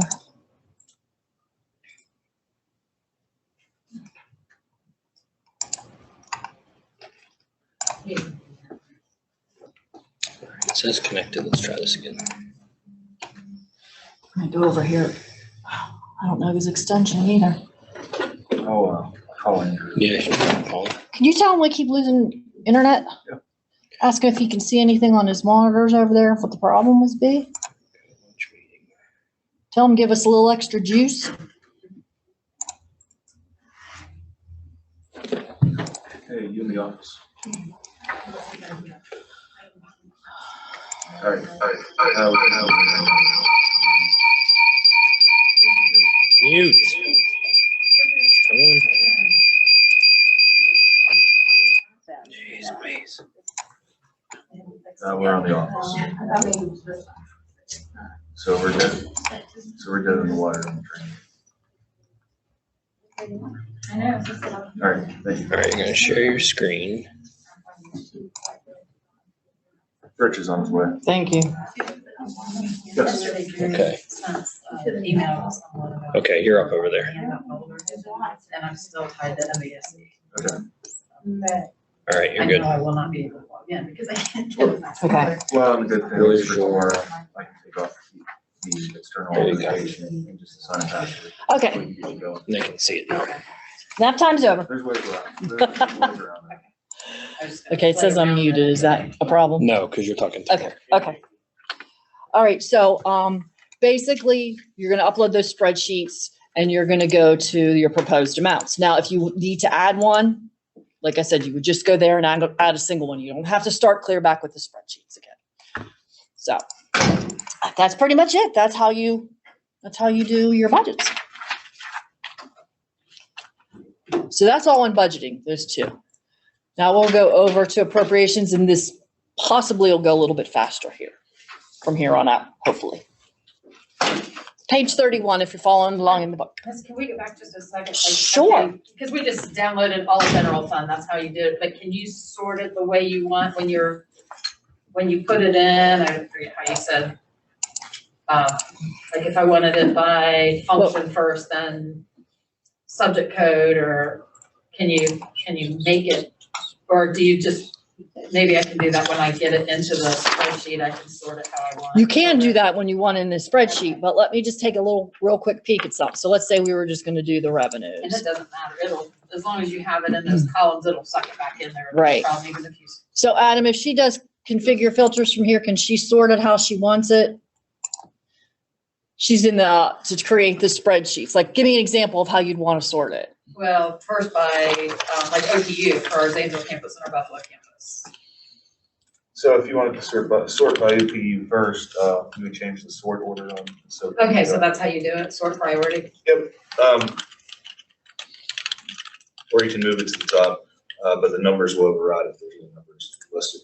So you can list this as 1 for the OPU, and that'll. look at it Number 1 will first. be my first one I wanted to do. Yep, you would want to put it on either change fund, because, if it looks at fund and then OPU, it would see fund as Oh, right. OPU. So you would definitely want to change the one on the fund. That's how you. I can just play with it and see what, okay, this is how I want it. Okay. Okay. Yep, thank you.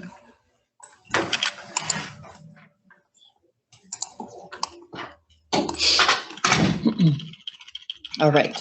So, page 31 in the book, if you're following along. So we're going to go to periodic. These are things that you're not going to do, but the most would probably be once a month because the cash reconciliation is. Everything else is probably going to be even less than that. So the first one under periodic is your appropriation resolution. This is what you're going to submit to your county auditor. And it gives you a couple different options. This internet's just really bad today, and I apologize again, guys.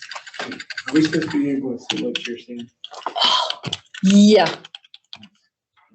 You lost connection again. I don't believe it. Did you missing? Put in a ticket for it. Guess what?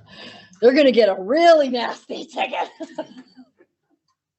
Uh-oh, now we know they do pick on you, right?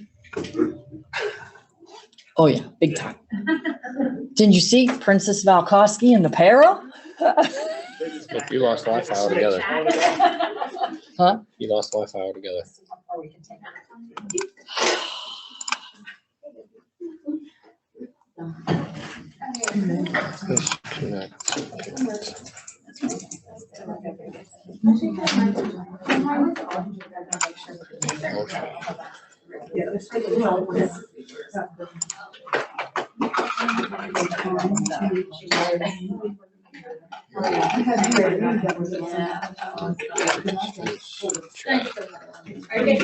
Actually, you don't need either of those. I can keep share screen.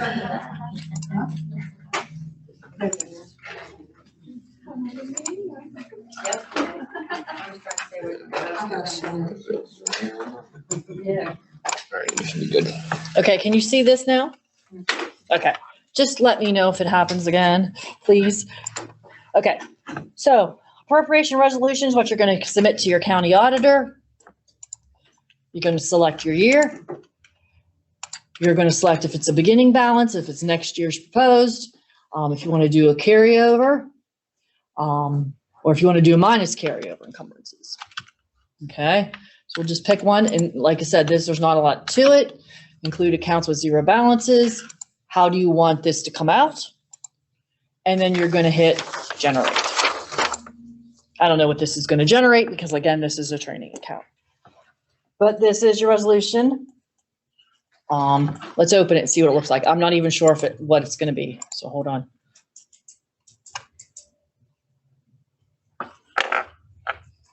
Maybe. Did I lose connection? Notepad. I think I lost internet connection again. Look. No. Oh, yep. You had Notepad. Yes. And there you can submit that to your county audit.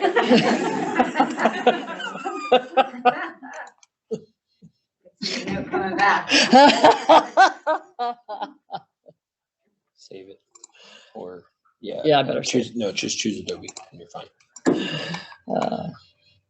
Okay.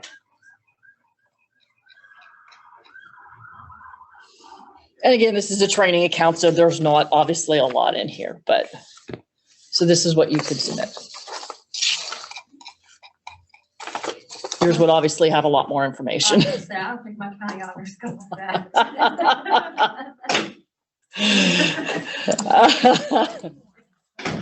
Okay, we're back on period. Is he coming over? He's on the phone with Andrew. Okay. Are we still working? It just It's dropped and it came again. back again. So next one is building profiles. On page 32. Again, you're probably not going to need to go in here unless there would be a change to a building, but here's an existing one in there if you would need to edit it or if you want to create a new one.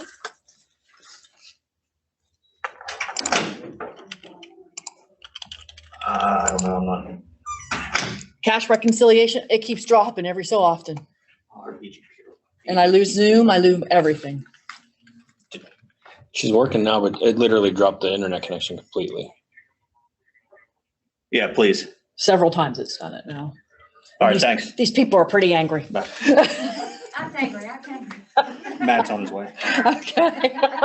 Because something, our BGP here went down, Oh, which I don't know what that is, but it might be something related to our internet. Okay. So okay, he's gonna come over and, okay, I think thank so. you. I'm gonna keep trying until it drops again. So periodic cash reconciliation. Yeah. I like this, I use this one. I didn't really care for the one in Classic as well. I kind of did spreadsheets instead, but this one's pretty nice. So I have one in here just for January for you to see. You can go in and create a new one, or if once you have one in here built, you can then clone it. So you just put in your banks, okay? You have listed banks. If there's any adjustments, investments, if you have petty cash, you can do your payroll down here. It will automatically tell you if you balance. And then, like I said, once you create one in there, if you go back to the main, if you hit the eyeball, you can clone this one.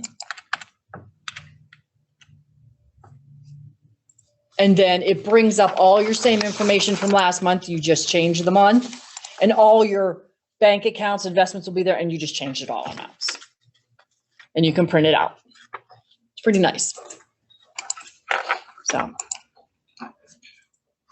periodic will be on page 34. Certification reports. This is like your cert bow or amend certificates.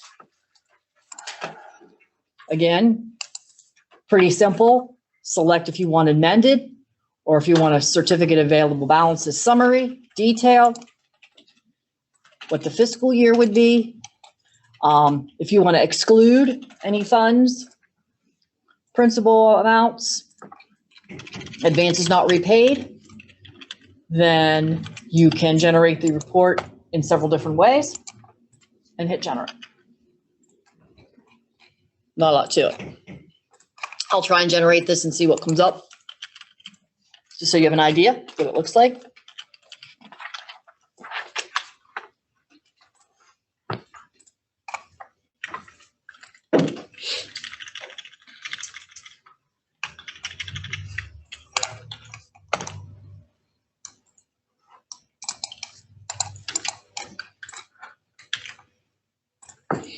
There it is.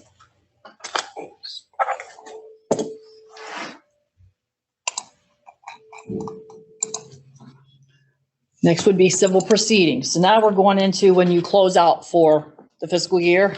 So if you have any civil proceedings, you would obviously go here, hit create, and then you obviously have all that information when you have a civil proceeding process. You would have to fill that in and hit save.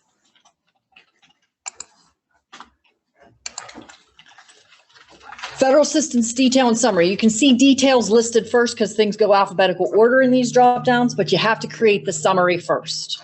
Okay, if you don't create the summary, it's not going to let you create the detail. So you want to do the summary first. And basically this is all it's going to be. when you create that summary. Okay, so once you have that created, then you're going to go back into periodic federal assistance detail. And then you would have to create again. And that's where you're going to have all your CFDA numbers, all of that information to fill in. None of that comes over? Or is it? Do you remember, you guys, if Missy, if CFDA numbers come over when they import on federal assistance detail? You know what? You're going to check for me? She's going to check for us. Yep. You're on it? Okay, thank you. Okay, 5-year forecast, which is going to be on page 38.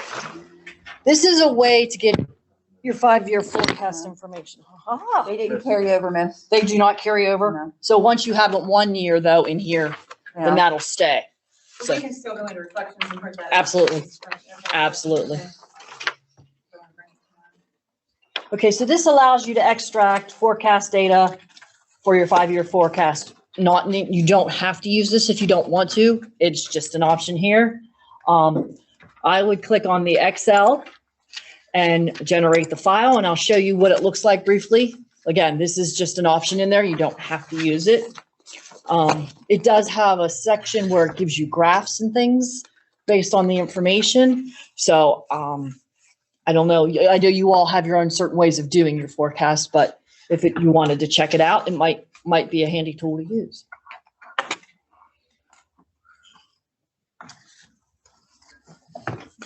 Oh, I just pushed that in further. It was slipping out. It's up there still. Is it? Okay. Wait, yeah, there you go. Okay.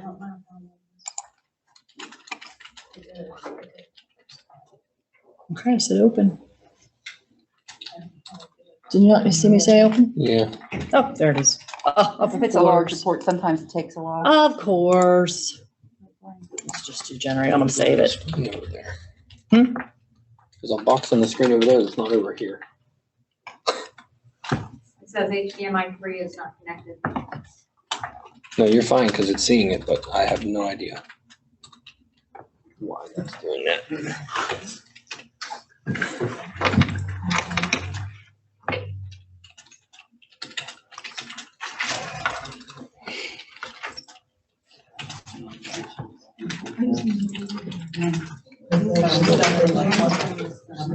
Go ahead, keep going. I'm gonna hit save.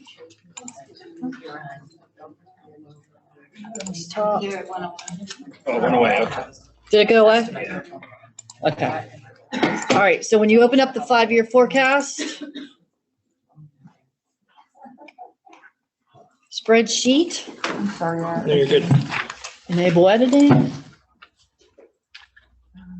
Then you have all these tabs on the bottom with instructions, extra information, the actual forecast. It gives you parameters, data, summary, percentage view, and graphs based on the information. Again, you don't have to use it, just something optional.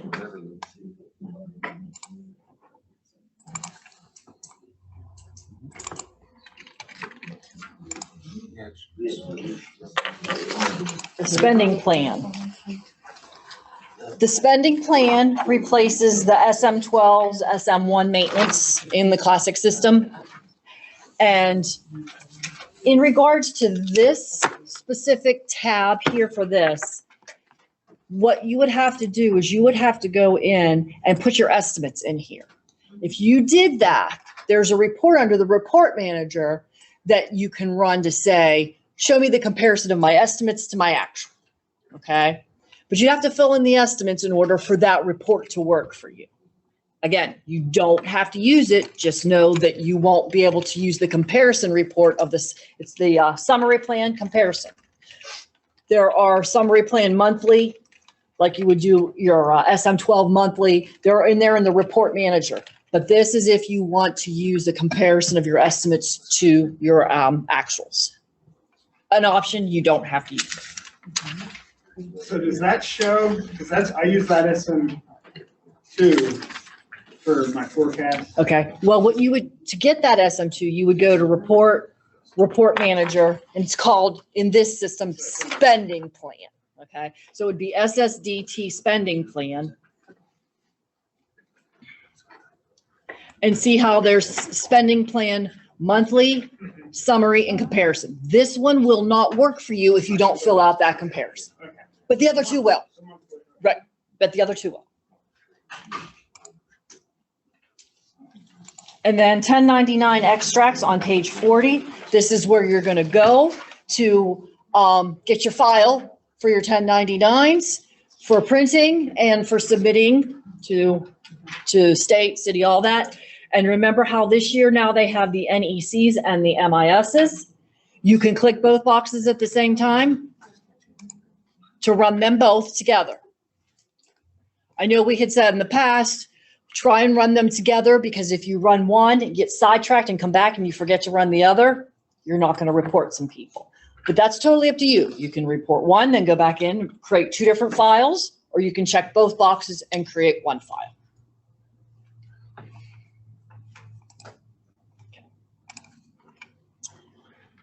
So that's all for periodic. And now we'll go over to reports. And Jerry was going to talk about reports, but he stepped out for a minute. But what I do want to tell you is handout that's got a number 4 at the top. This is crosswalks. So if you know the report name in Classic that you use and you want to know what it's called in Redesign, this crosswalk will give you, here's Classic's name, here's Redesign's name. Okay?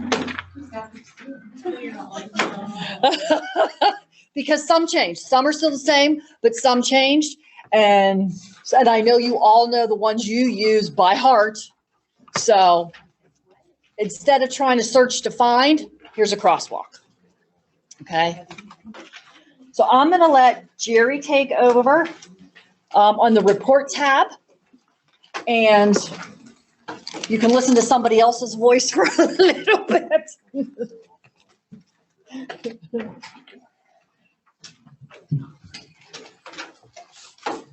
Got it? Got it. Okay.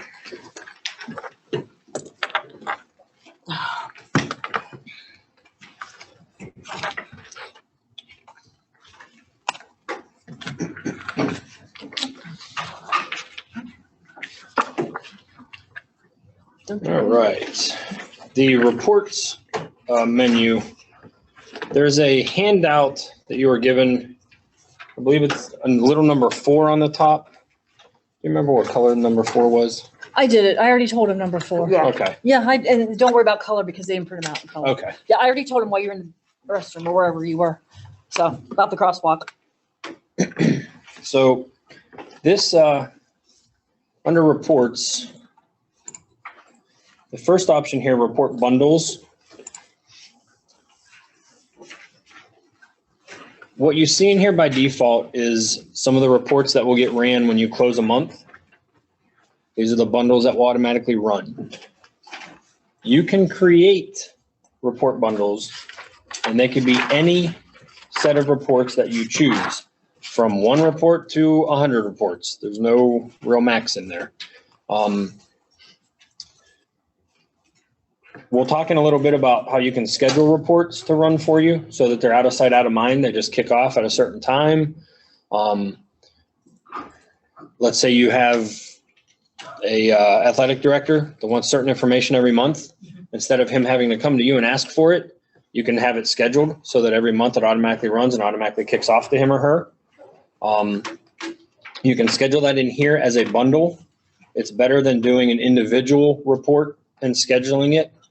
The bundle gives you some more freedom to edit that report once it's scheduled. So we recommend doing it through the report bundle manager. When I'm in here, if I would hit create, you can name it anything you want. It's just for your identification so that you know what's in that bundle. So let's say I'm putting it for the athletic director. Report that they want. In here, the drop down, you select a report to add to the bundle. And whatever that report is, I'm just gonna pick one. It really doesn't matter what it is for this purpose. It puts the report down here. I can leave this bundle with just the one report, or I can go in and choose another report. And so just a quick note on this. When you select a report, if you have saved and recalled reports, they will show up right here below the default. So, you know, if you're running your butts on a certain way with certain codes, that'll show up when you select that on the report bundle. So you can add it in. So do I go into the report and set up, like, say I want to send something to every building administrator and the AD and the maintenance guy every month? Mhm. Then I would go in and set those up and save and recall, then come in here and pull them in? To schedule them? You can do it that way. So, or you can add them in. You can take the default and pull it in and then set them up. You can do it either way. Okay. But, you know, I know some people, they have a bunch of saved, you know, reports that they do every month a certain way. So if you do have those already saved in there, they show up as an option. Okay. When you create the bundle. We don't have them in here because, again, this is training, so I don't have any reports that we have saved. So there's nothing for it to list. But Adam, they'll list at the very top, right? Yep. So, well, you're taking custom reports, but like if you do a save and recall on an SSTT template, it actually shows in this section out here. If you just select one report, doesn't matter. So it'll show below the defaults. Okay. If you have something that's saved. Okay. If you do create custom reports, they'll show up in the drop down to select. So what he's saying is if there was a save and recall, this would show more than just this one report here. Yes. It would show this default option, So then it would show a save and recall, and then if you have custom as well. Well, yeah, so it'll show the save and recall. If you have a completely custom report that's not a template, it'll show up in the selected report and add to bundle drop down. Okay. So when you build the report or the bundle, once I pick the report here, I hit plus and it adds it down here. This is the reports that are currently in this bundle. When I hit save, this bundle is now here under AD. That's what I named it. So you have the option, you can view that bundle just to see what's in it. You can hit edit from here. You can go back here and hit edit. You can delete the bundle. And then this checkbox, this is what I talked about earlier, where if you were going to reopen a month and then go back and close the month, you can check this box so that it unchecks it. When you close that month for the second time, it won't run that set of reports again. But when you're done, you have to remember to go back in and check it so that the next month it will run those reports. So the month, when we close a month-end reports that run typically right now that we put on our CD drive or CD, that's one set of reports, but all of these reports would also, if we open a month and close it, like any of our bundle reports would duplicate as well. Yes, but Adam, can you even turn off the monthly reports? Because it's grayed out right now. Is that just because it's training, or is it? See, if I look at this SSDT monthly reports, it's grayed out. I can't uncheck it. So unless they change that, and it depends if Missy's in there as an admin versus, Okay. you know, like a standard user or something. So as far as you know, you should be able to uncheck it. You should be able Okay. to as a treasurer. I don't believe standard users can. I think admin and treasurers can turn off report bundles. Okay. And you can see how they named it monthly reports, fiscal year end reports, calendar year end. That's what triggers that. So when you close the fiscal year, those set of reports run. When you close the calendar year, those set of reports run. So I can leave the fiscal year and, or like my monthly reports, I can leave them run, but not run all the bundles again. Okay. So for monthly, you would just uncheck the monthly reports. Yes. Close your month again for the second time. Once it's closed, come back in here and check this box again. And then the next month that you close it, will go back to running them. So I was mistaken on that. A treasurer won't be able to turn those off. Admin can if you need us to. But you'd have to let us know. And again, there's no harm with a second set being ran. It will keep the original set out there, so it won't override them. So it's no harm in having two sets of reports there. Right, and on the financial reports, I'm not worried, but I'd rather have them there for the audit trail. But if I have bundles that I'm sending out to building administrators and to the ADs, I don't necessarily want them to get multiple copies So of reports every time we. Those you open can and turn close. off Okay. because you created them. Okay, Yeah, so if you see here, I created these as Missy, I can uncheck those. okay. Got it. So then the last piece of this is two things that I just want to show you briefly. When I said about editing the reports, when I create this bundle, I can go in and edit. At the bottom, those two reports that I have chosen, I can actually edit those reports and go in. It's messing up. It should show me the report right here, the report options, the query options, the sort options. So I can edit those even though they're in a bundle so that the next month they'll run with whatever parameters I put in here. When you schedule an individual report, you cannot change this. Once you schedule it, it is scheduled to run with the options that you set. And the only way to edit that is delete that scheduling and create a new schedule.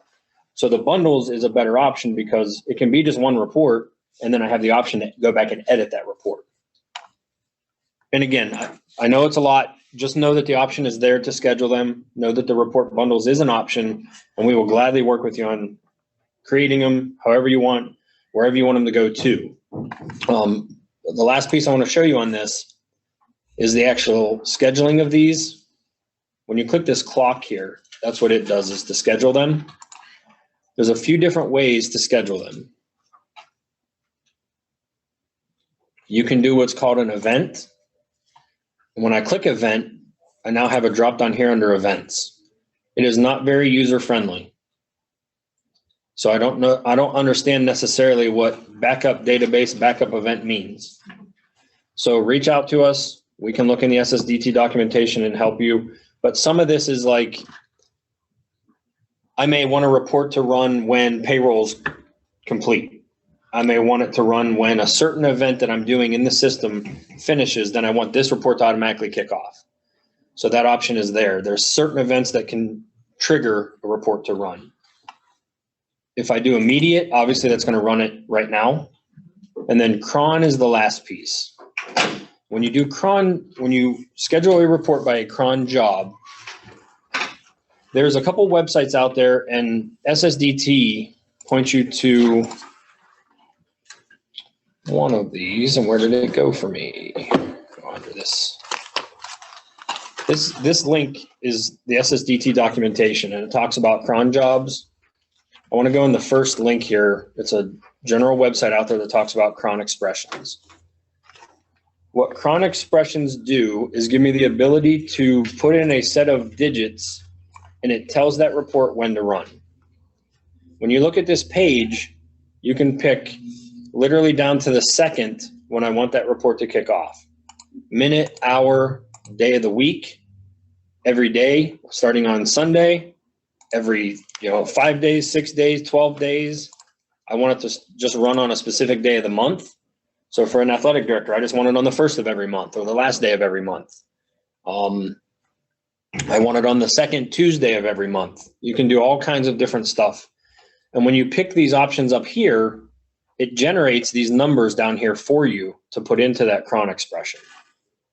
So once you play around and, okay, I want it on the last day of the month, maybe that's all I want. Or if I want a specific time along with, so I want it on the last day of the month at 12 o'clock. So it threw a 12 in here. So now I take this expression, this resulting expression actually, copy it. And when I go back into my job, I literally paste that in this cron expression. And that tells it to run at noon on the last day of the month, whatever I picked on that website. So again, just know that option's there. Believe me, there's so many different options through cron. There's stuff that I didn't even know you could even think of to try to run a report. And then if I hit save, this bundle then would run on the last day of the month at 12 o'clock. And then this send output to is where I can put in that athletic director's email address or whoever it is. If it's 5 different people, I put in 5 different email addresses separated by a comma. And then it'll kick those bundles off or those reports off to that person on that specific day and time. right to that person. Are you able to set, like, I know you have an event, but can you set your bundles to send out after, the budgetary has posted for the month? So Because, usually by the 30th or the 31st, you're not done with everything on the budgetary side. I'll ask Adam what event specifically triggered that, because he understands that piece better than I do. But because again, some of those options in there to me, I don't understand what they mean. It doesn't make sense to me. So I'll ask him if there's a specific way to ask it, like when budgetary is done, kick off this bundle. You mean like when they close the posting period? Yeah. I believe there is. Okay. It's considered an event. Okay. So when you close, not make it current, you know what I mean? Like literally you have to close it out. Yeah. Right. Because you know how you can have it open but not current? Yeah. That's what I mean. It can't be. Well, I know when you open. close a posting period, Right. but is there, when you close the month, I'm sorry. Yeah. I know it'll kick off then, but she's saying like just when she's done with budgetary's balanced and ready to go. To move over to change your posting period. Okay. That's what that is. Okay. Yeah. Is the only person that has access to do these reports the treasurer? The report bundles? Yeah. No, I don't think so. I don't believe so. I don't know if you can give you can give that access to other people in your, Because our secretaries, or like our building secretaries run Bud Lads, Bud Soft, well, whatever. what this would do is this would run them and send them to them. Right, but I was hoping they could set that up. I wouldn't have to. No, you have to set it up to send to them. I do. Now, But once it's set up, it'll do it every month if that's what you schedule to do. It'll do it every day if that's what you schedule it to do. if you want them to have the ability to run a report, that's different than the ability to do the scheduling piece. So it just depends on what you want them to do.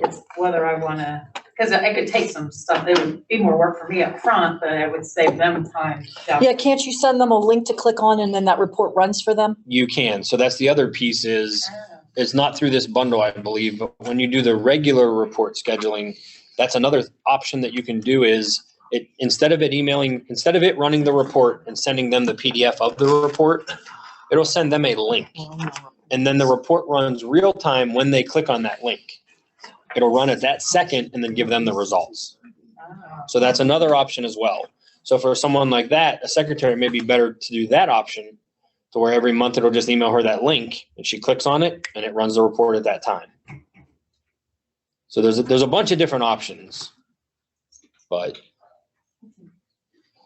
so yeah, and I forget what district it was, but that's what we talked about with the athletic director actually was instead of scheduling a report to run, just give that person the link. They can click on it and it'll run real time when they want to get that data. Because they may want to click on it 2 or 3 times a month instead of just that You one guys can time. help us. Yeah. But here, and again, everybody does things differently. I had a treasurer say, I could send them that link, but he'll never click on it. I want that report emailed to him so he looks at it. But then there's other ones, if you know you have an employee who's really good and very conscious about their balances and you know they'll use that link.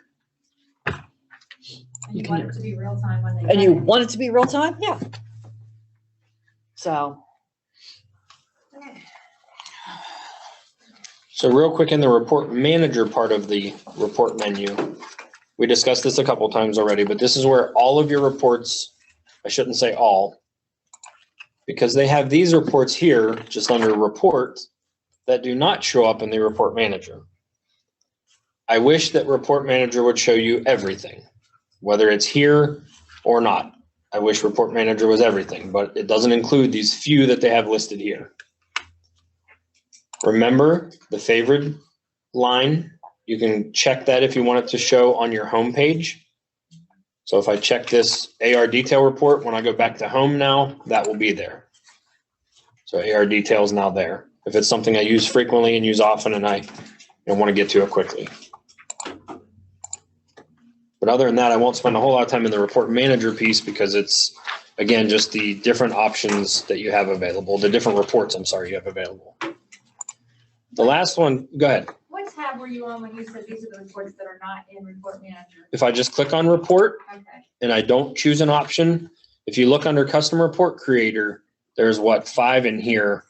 There may be more in your live instance. Okay. But these ones that show here are not in the report manager. It's kind of their way of, I guess, determining those were more important ones and they want you to have quick access to them. Those reports are ones that cannot be modified. Those are canned reports. Oh, got it. Okay. So payroll has a whole bunch more.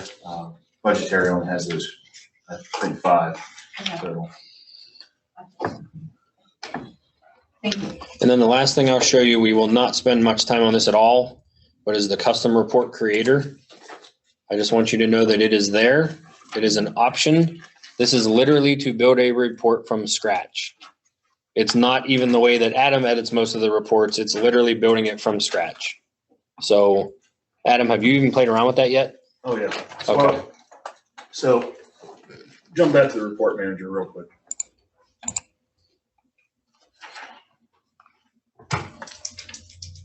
And just click on the eyeball, any one of those, doesn't matter which one. That eyeball, this actually takes you to the report manager. And the blue line can be slow sometimes. So this is actually taking you into custom report creator, and it's loading that report. And remember, you can see the name of the screen you're on here. So, yep, depending on what I'm doing with the custom report, a lot of times I'll modify an existing one so I don't have to throw everything in there. But again, I just wanted you to know the options there.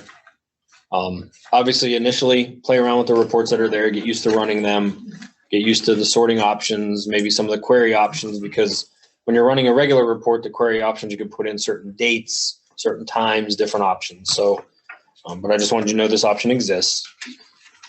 And I did want to mention again, when you're in Report Manager, any report that you go to run,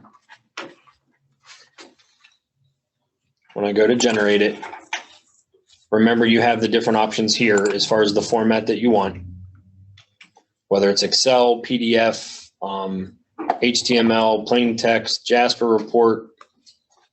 And then the last one is Excel field names. Did you guys talk about that at all yesterday, Adam?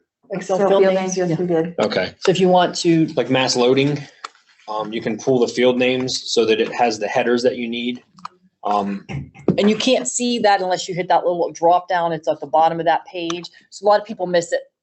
There's a tiny little arrow right here. And when you go down, there's only, or if you just use your wheel on your mouse, there's one more report down there by itself that you forget so about. one other quick note, there's 2 options for Excel there, Excel and Excel data. The regular Excel will give you like more of a presentation, a formatted Excel, and it's not as easy to work with data. If you're wanting to run filters and such, you want to use the Excel data option.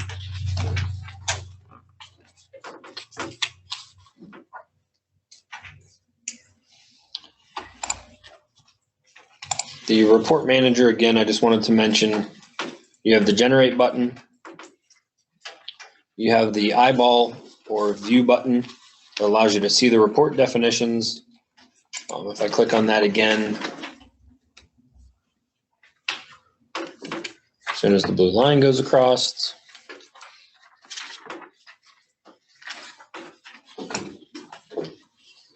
They're worried that it's my, I was talking to tech outside, they're worried it's my computer. but mine's dropping too now and then. Is it? I didn't know for sure. Yep, mine's dropping too. Did you tell them that? I didn't tell them about Jerry. It wasn't as frequent, but it was dropping. As you can see, the blue line is I gotta nice tell, and I speedy can tell sometimes. Matt, I can't tell Rich on how Rich is. I think, Matt, still have Matt in. So when you look at this again, it's taking you into the custom report creator for that particular report. It can get very overwhelming very quickly. So that's why I said learn to just kind of generate them from scratch the way they are. And when you go to generate them, just know that there's, go back into one of these, but there's the different, the query options where you can put in dates, times, each report has different options available. Depends on that report. And then sorting it too. You have different options where you can sort by a name, sort by a vendor number, an address, depends on how you want that report to sort out. So if I want it by vendor number, I'd literally drag that over, click and drag it over. So this sort of Move it. options, Move it to the top, move it underneath. so this sort of options tab will actually let you customize the report a little bit. Depending on how you move stuff around from the sortable properties into the selected properties, it will change how that report is structured a little bit. So I mean, it's a quick way to customize the report.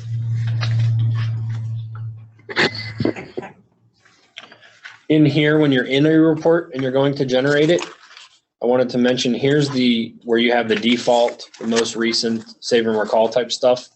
If I would save this report, give it a name and save it, then next time I click here, it would show up as that save and recall option. I wanted to mention that. If you have a save and recall, you can delete it here. If I do name it, this is how I save it. And then this is to create a link to that.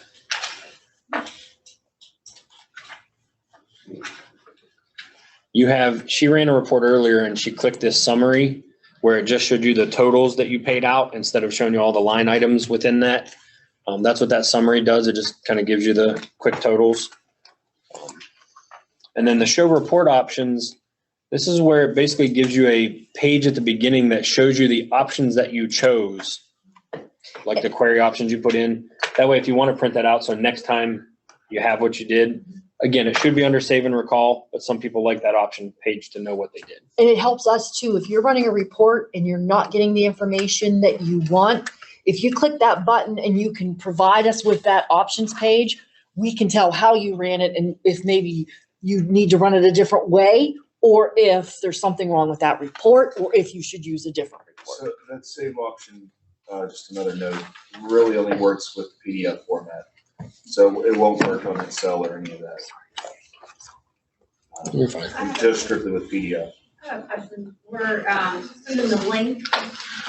How do they get access? Do they have to have access to? They have to have an account that has access to that report. But they don't have, I mean, do they have to have Redesign access? They would have to have a Redesign account Yeah, to get access, to actually use that link. because it's obviously one line. Right. So that's why a lot of people use report bundles, where you can set it so it emails out, so that they don't have to have an account, but they'll get that report. So the report bundle, when it schedules, it's sending them the actual PDF of the report, and they I don't was need just access. thinking, since the link, obviously they would have to have access to. Right. Yeah, if they don't have an account, it won't let them do anything. It takes them to a login page, and then they can't go any farther. But that's easy, we just fill out that form, right? Absolutely. And so is there a place on the form where we would say we only want them to be able to open links? Just USAS-RO, I think is the role they would need. Yeah, they just need a read-only Okay. to budgetary.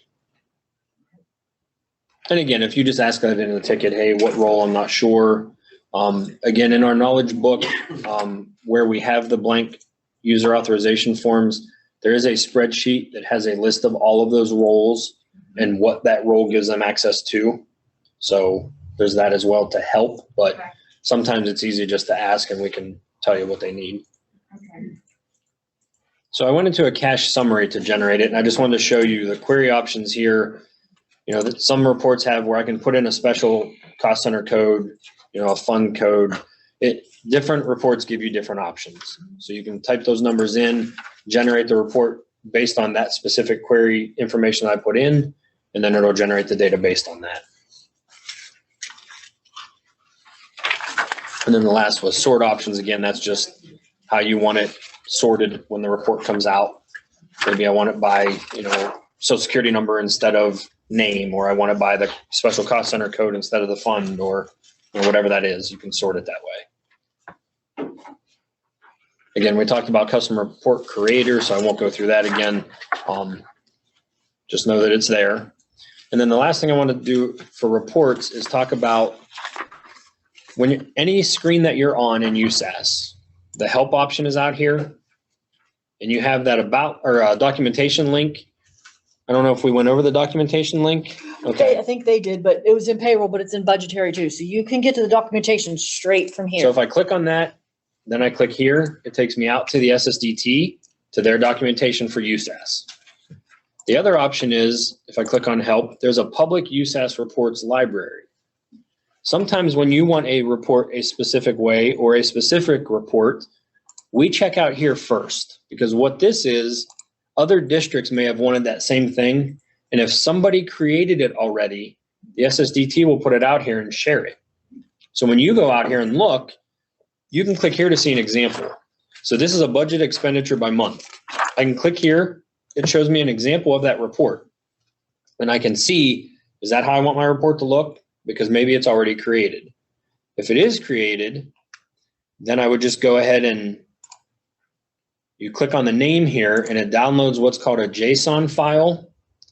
And that the JSON file is what you would go into the report manager and import that report so that then it's now available for you. As part of that, you have to share that out if you want other people to be able to see that report. But again, I won't even worry about that right now. If you have questions on how to import a report, or you go out there and you see one that you would like, again, if you have a question, open a ticket, we can walk you right through how to import it, how to share it, and based on who you want to be able to run that report. And once you import it, you can adjust it and add things.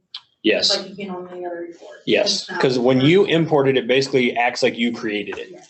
Okay.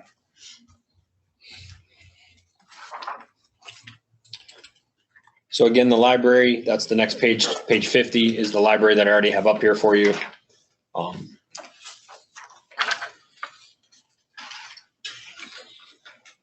So that's it for reports. I know it's a lot, but again, just know the options are there. We can schedule reports. You can send them out to specific people at specific times if you choose to. Yes. If you're gonna plan to schedule like a bunch of bundle reports to go out, should you stagger the times? Like, will it slow down your system as it pulls them? It really doesn't matter. Most people will schedule them off hours, just because. Theoretically, it's possible. I've done it running the audit report where I was running about 8 reports that were each generating over 100,000 pages. I ran into some issues there.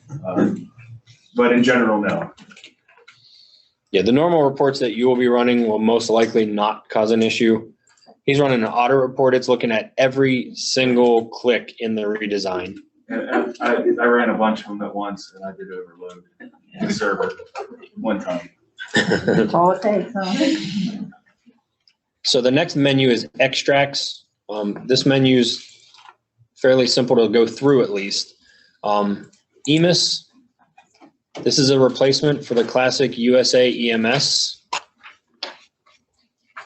As you can see on the screen, it's pretty simple as far as organization IRN, name, just choose the fiscal year and hit generate file. You'll take that file and then upload it in the data collector in June.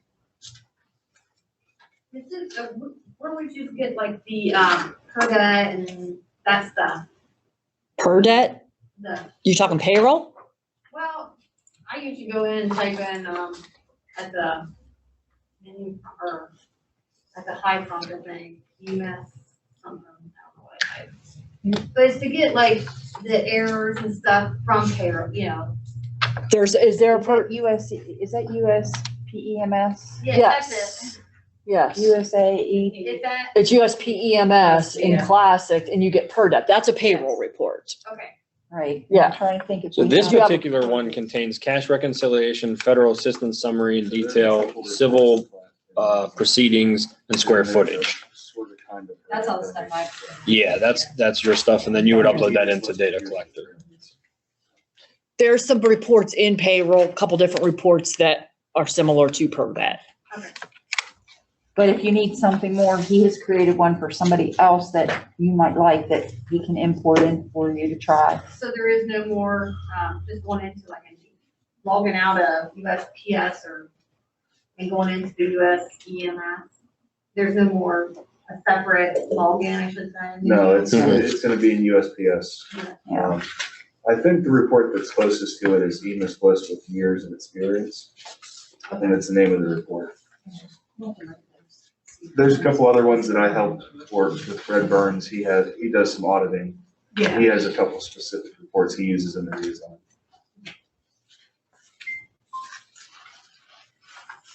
So for the EMIS extracts or the extracts EMIS link, that's all that's in there. It's for that specific file. The next option is GAP. This is a replacement for Classic's GAP EXP option, which is in USA EXP. It allows you to extract the fiscal year end activity in order for it to be uploaded in the WebGap system. And it's pretty much select the year and hit submit, and it creates the file for you that you would then take and upload it into WebGap.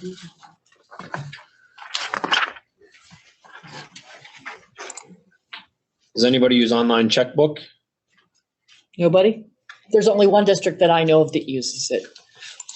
But that's what that option is when you go extracts on ohiocheckbook.gov. Again, it allows it to extract the CSV file in order for it to be uploaded to that Ohio Online Checkbook. Positive Pay. It's a replacement for Classic's AutoRec extract option. It allows you to select the extract fields and starting disbursement date, selecting either CSV or fixed format.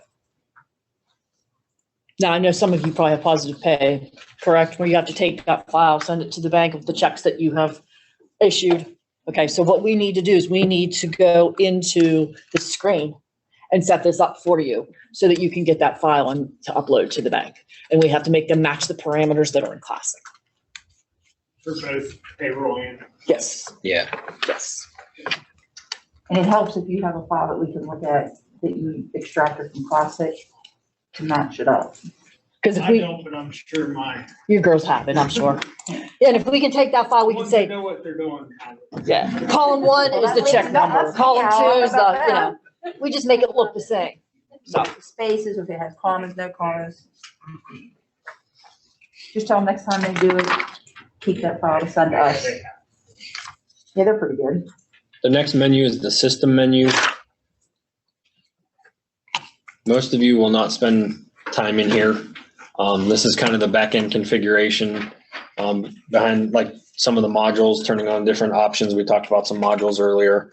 And then this is also where we go to add users to your system for you.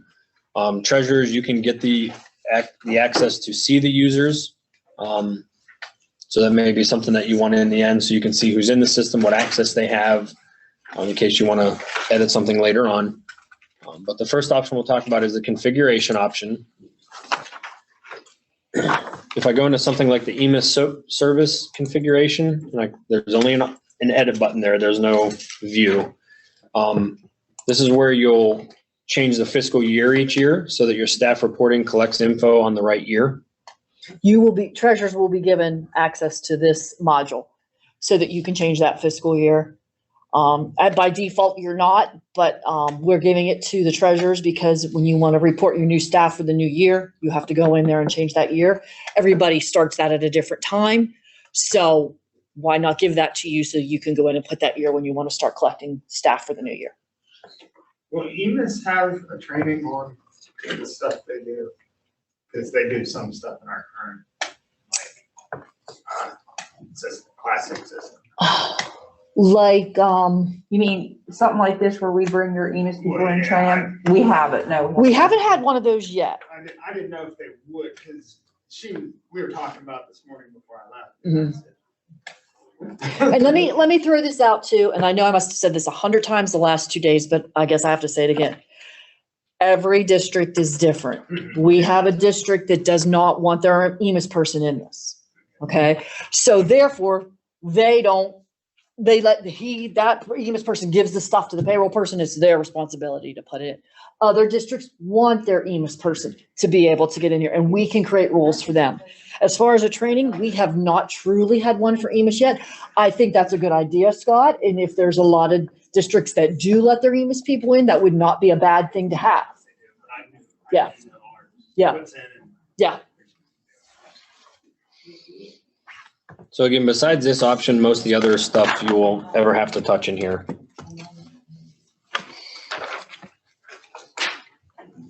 The next option, custom field definitions. What I want to show you here is, let me go to the vendor screen for a second. I'm just going to pick any one of these vendors and click edit so that you can see the vendor information. If I scroll down here, you can see standard custom fields. These fields could be changed to anything you want. Whether it's just a radio button that you want checked to where maybe you sent a 1099, I don't know, whatever you choose to track in the system, those fields could be changed. So it could be a drop down that has options that you choose from. It could be an open text field where you're literally just typing in, if it was an employee blue shirt, I mean, anything you want to track, you can make it into a custom field. So I just want you to be aware that the custom field option is there. So if down the road you have something that your district wants to track and you're not sure how, know that we can create a custom field for you to track whatever it is. Keep in mind, any fields that you do create as a custom field, if you're trying to run reports against it, that data is only as good as what you keep up. So if you're using a custom field, you have to keep that field updated. If you look on page 56, a good example of custom fields is W-9 on file. Did you get a W-9 from that vendor? You would go in and check that box if you did. So then you could run a report before the end of the year to see if you have all the W-9s that you need. But remember, if you get W-9s in and you forget to go in and check that box and you run the report, it's not going to be accurate. Because the custom fields, the system doesn't generate anything to update those fields. It's manual updates. So.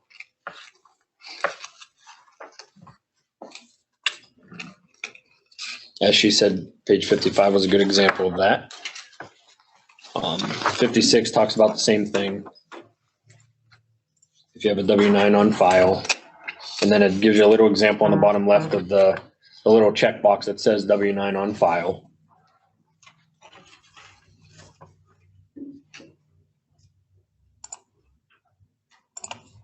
And then the next option under the system menu is roles. This is where it gets into, we can create custom roles for you. There's some default ones from the SSDT, but these are the roles that are assigned to folks to have different access in the system. So your standard users, is USAS standard. If I click on that, it shows you what it gives them here.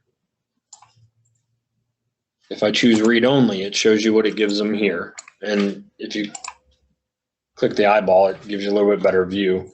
But this is everything it gives if they have read only. But it's basically everything, it's just view access to that. It's not edit access. And those are ones that are pretty much preset by the SSDT. We can create as specific as you want.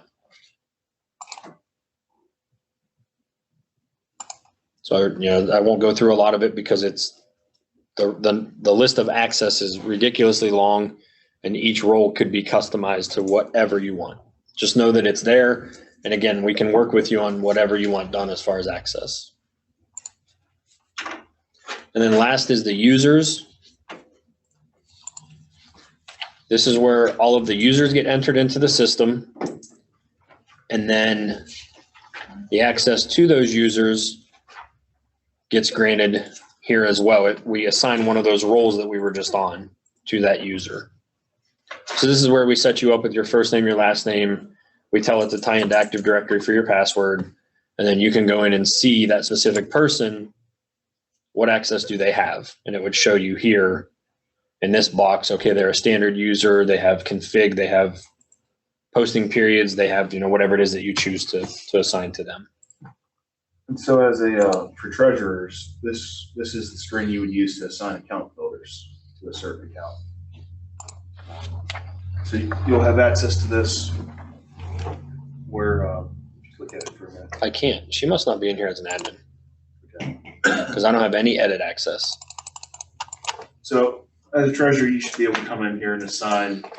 There'll be a drop down right here where you can assign your account builder to that specific account. So if you want to restrict access to what they can touch.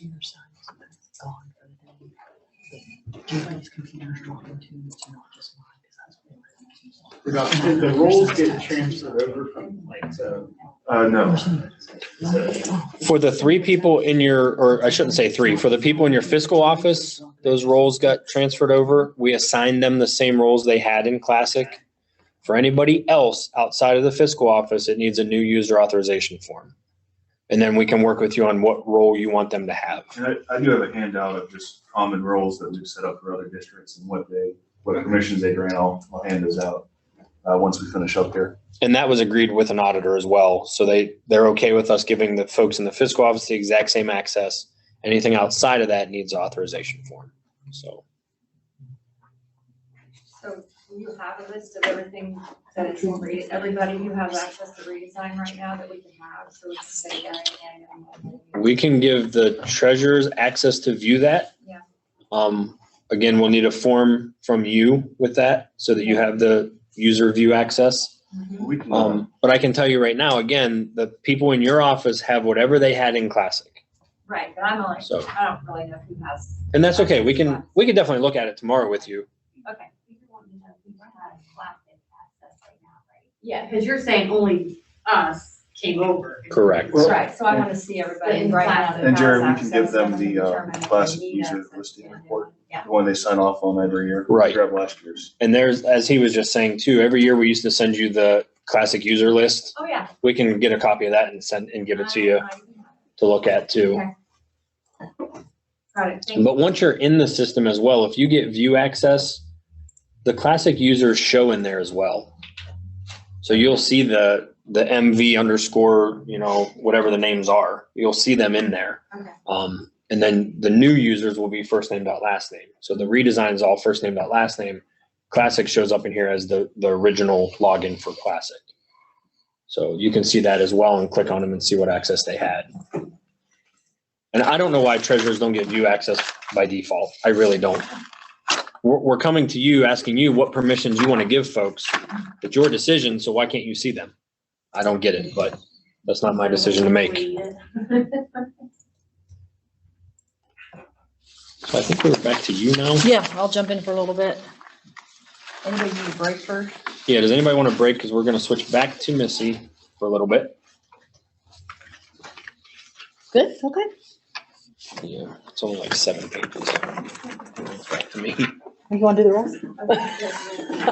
I can flip for you and you be the narrator. Okay. We did that just to give my voice a little bit of a break. Okay, so pick up where Jerry left off. If we go to We're on page 60 for those on 60, Zoom. Utilities, account filters.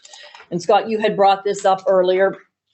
This is where you would go to create filters for people who might be doing requisitions in your district. So you can tell them if they want to have the ability to read something, update something, delete something, add something, what codes. This is where you would go to do that. And there's probably not a whole lot of real good examples in here of this, but I'm going to show you kind of what it looks like here. And here's what it looks like. So for this user right here, you put in the code, and then do you want them to be able to create, read, and there's listed right here, update, delete, pre-encumbrance or encumbrance. Pre-encumbrance is requisition, encumbrance is create purchase order.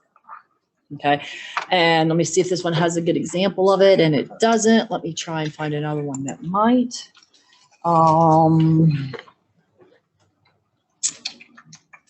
Let's look at this one real quick. Yes, this one has the percentages. Remember again, the asterisks are not wild in redesign. It's the percentages. So if you want them to be able to see any object, you would put in the percentage sign. So that's where you would go to assign security for users. Look at the arrows, like up and down or staggered. Okay, these are to move them in order. So if you have a very specific account that you want to list that first versus, I'll give you an example. If you just want them to be able to do a purchase order or a requisition out of 572, and you don't care about the rest are all wilds, you would put that more towards the bottom. And if you had a specific account that you wanted it to catch first, then if it's not, doesn't meet that specific criteria, it'll drop down to the below filters that are more open. So more specific account codes need to go up towards the top, and you can do that by just moving them up and moving them down. Now, what'd you say the difference pre-encumbrance and encumbrance? Pre-encumbrance would be allowing them to be able to create a requisition. Encumbrance would be allowing them to create a purchase order.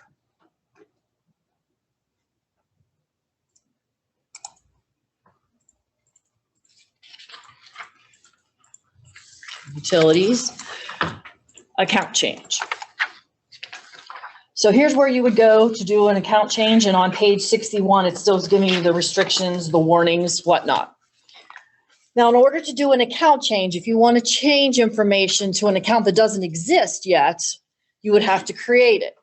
So normally you would go to core, and then you would go to accounts, and you would have to create the expenditure line. But they gave you a little shortcut here on this page if the account doesn't already exist for you to go and create the new account, okay? So, but if they already, both accounts exist that you want to change it to, obviously you don't need to create an account. You can just process the account change.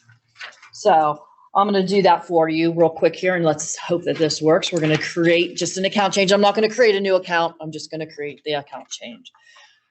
So let's see if we would go here, and I'll do.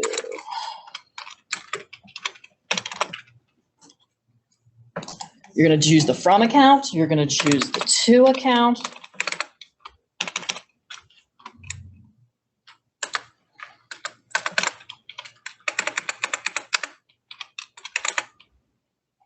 And we'll just pick one of these. Oh, did I lose my from account? I lost my from account.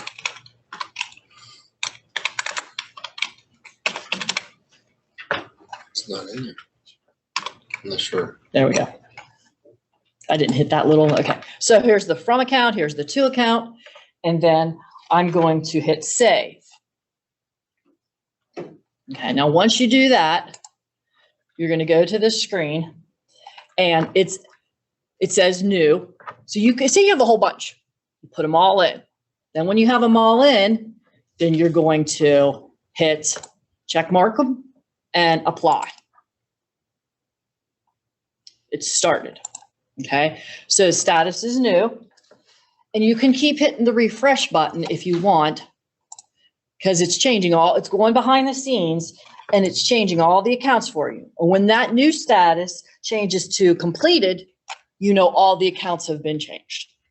So it takes a few minutes, so you want to wait till you see completed so that you know, because if you go turn around and go right back into core and accounts to see if everything got changed, and that doesn't say completed, you know it's still in the process. So you're going to want to keep hitting that refresh button till you see right there it is, completed. Why would you want to change the account number? This is account change in the budgetary side. Yeah, so I mean, you wouldn't want to just inactivate the one account for the history purposes? Or no? You want to move the expenditures. Oh, you're just moving expenditures. Okay, I thought you was like changing the account number period, that's why. Oh, okay. Okay. So that's account change. That's all there is to that.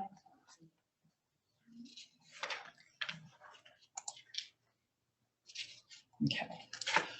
Next is auto reconciliation.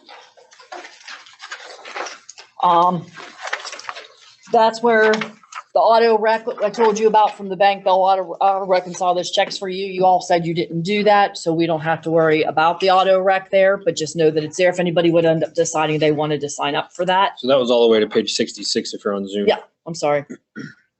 Thanks, back to me. Okay. Real quick though, before we jump back over to Jerry, change password. Remember I told you it was in here, but we're not going to use that. Remember, we're going to go to the OME-RESA website. So just know it's there, but we're not going to use that.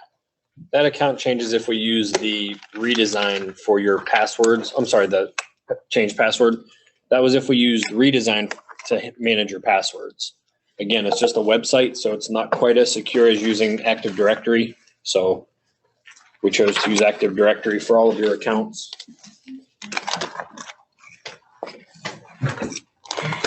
Okay. I don't know if you have, but you have a handout on this, coming up on this. Do I? Yeah. For this? For oh, yeah, the that's the next page. file archive. Okay. Is that what it looks like?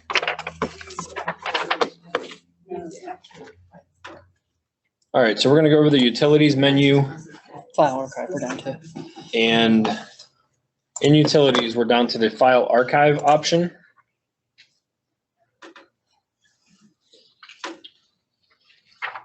There was a number 5 handout that will have some of this in there. These are where your monthly CD reports are now housed. Instead of going out to the monthly reports website, you would now go to Utilities File Archive. Once you're in here, notice there's 3 tabs across the top. Monthly reports, fiscal year reports, and calendar year reports. So when you click on those, they have the different options and different reports and different information under there. These are just the reports that are under the monthly, under the fiscal, and under the calendar year. Just a list of them. Yeah, so the handout shows you what's in each of those, basically. If you close March, reports are generated. If you go back and open March to fix something, when you close March again, remember those reports will be generated again, unless you would uncheck that option.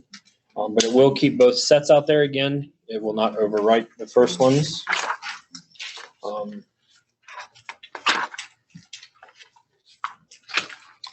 The monthly reports option, or the archive tab, again, that's obviously your monthly reports.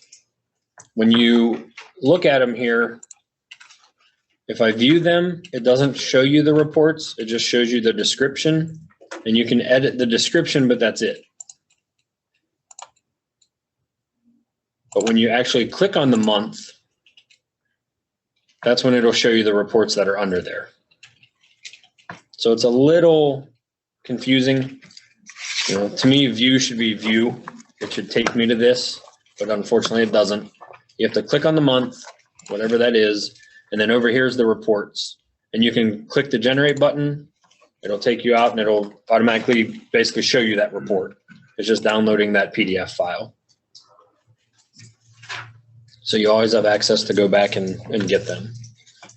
Initially, I will tell you on the USAS side, none of this will be in your instance. I still have to go out and grab that data and bring it in. Payroll, the SSDT made it part of the export and import.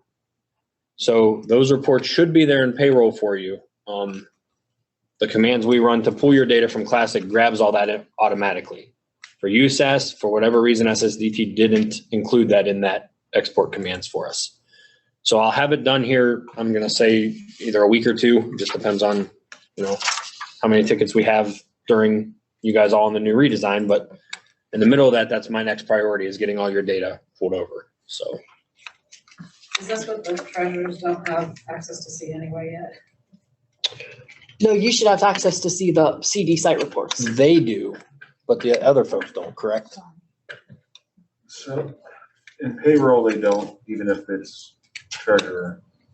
That's what I heard yesterday. And what about budgetary? I thought budgetary did, but I could be wrong. But we're gonna give them all to you because why have it out there if you can't see it? Give me 1 second and I can tell you. So the treasurer and budgetary can see the file archive. They can't see the payroll. I know. Yeah, doesn't it? Well, 2 different teams worked on each.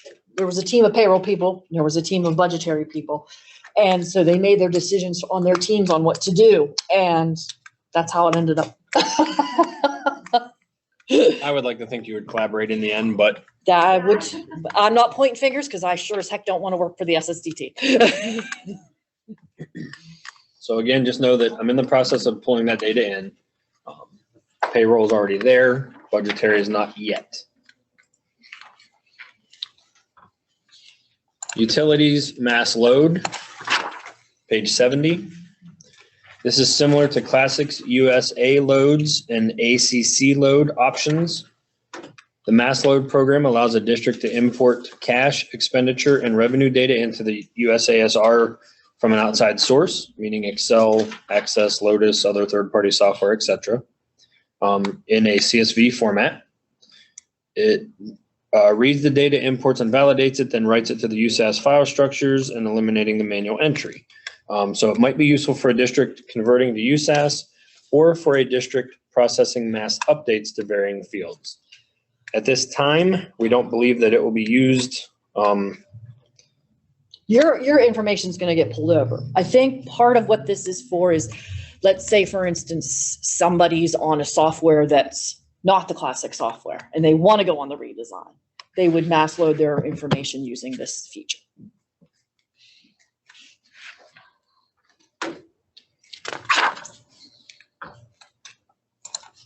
The next menu option is utilities job scheduler. Can we go back? That Sure. mass load, is that something, maybe I'm talking two different, things, but like if we had a 100 line rec to upload into the system, is that similar to this? No, I'm thinking that's more of loading accounts. Just accounts? Yes. Okay, is there still access, like, can you still do what I just talked about? Well, if you already have a requisition in a system, I would clone it. Do you see what I'm saying? If you have an existing one, like for unemployment charges or Right. something, that would probably Surcharge. already be in your system. So I think the easiest way would just be go find the one from last year and clone it. Now, is that what you're kind of Right. talking about? But you still have to go in each single one and change the number, so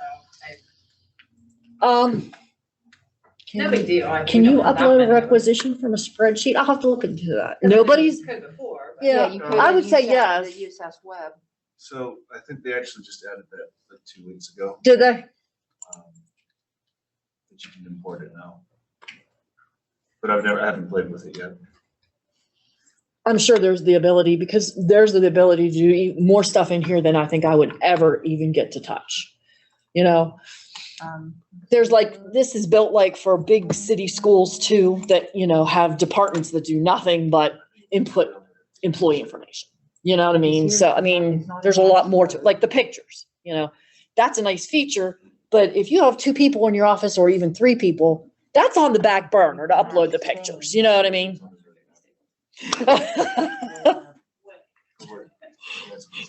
I mean, I know, Vicky, you have a lot of spare time, but.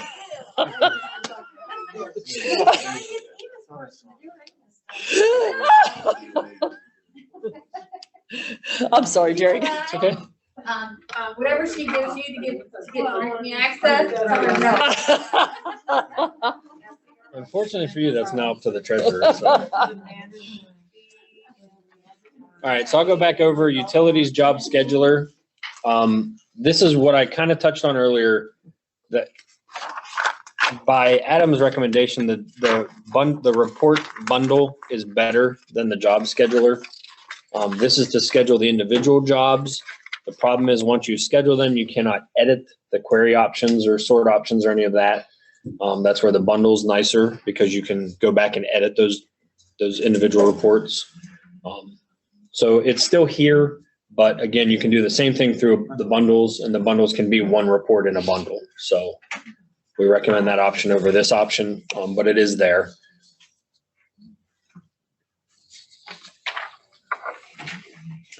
We're back to you for the rest. Yeah, and believe it or not, I mean, there's really not that much more. And then I'll stop torturing you guys. Oh, they love it.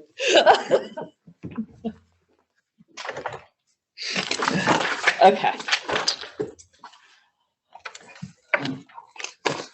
Utilities, proration utility. We're on page 72. This is the ability, gives you the ability to generate a spreadsheet to help you create your rec purchase order for workers' comp. At this time, this just creates a spreadsheet with each of your budget lines and how much you should charge each budget line. It does not at this time create a requisition or a purchase order. It just creates a spreadsheet that then you turn around and have to go in and create the purchase order. They are in the works of doing that though, because I think they got a lot of complaints. Well, that's a great tool. And it is. When I show it to you, it's really nifty. She didn't hear me. Anyway. I heard you, just ignoring you. Anyway, They make fun of me for using the word nifty.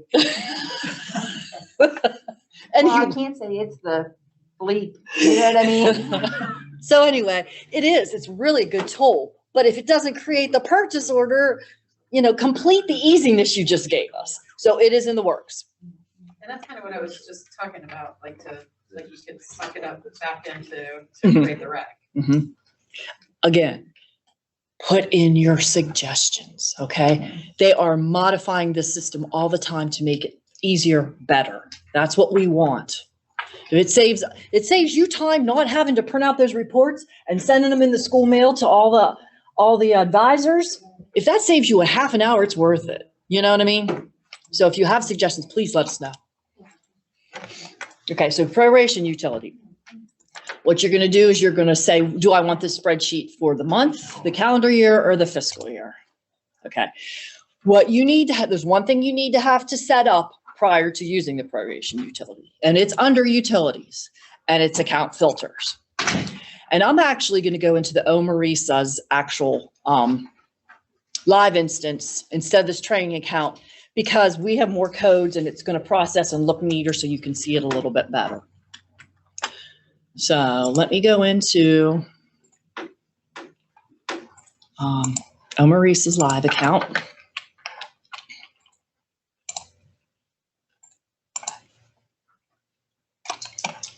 So before you do this, go to the proration utility, you want to go to account filters. And you want to set up an account filter, and I've got it set up already called workers' comp. I'll open that up and show you what it looks like.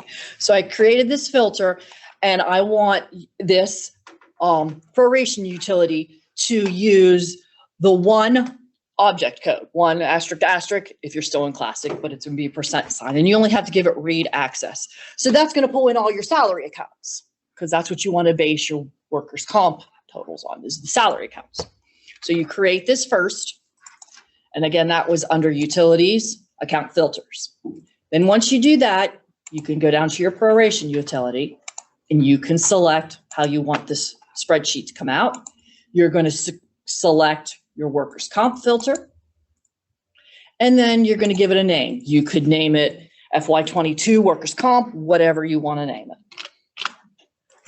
And you're going to hit create. This is going to give you down below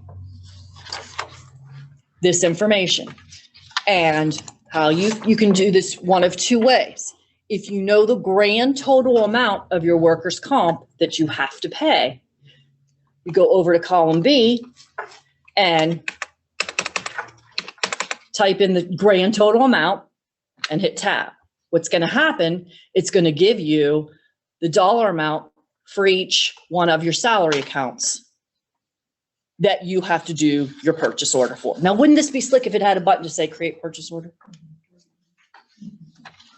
Yep. Maybe will this work, like for a refund, like we want to put money, get a refund check from workers' comp for, I don't know, Google or whatever. Can we use this for that to receive money in or no? It's just going to create a spreadsheet. So I don't see why it wouldn't. You know what I mean? Now, obviously, if there was a button that says create purchase order, you wouldn't want to use it for that because you're getting the money back. But I don't see why it wouldn't. Yes. Yeah. Okay. So that was if you knew the grand total amount of your workers' comp bill. If you only know your workers' comp percentage, what you want to do is you want to get the total amount from column C right here.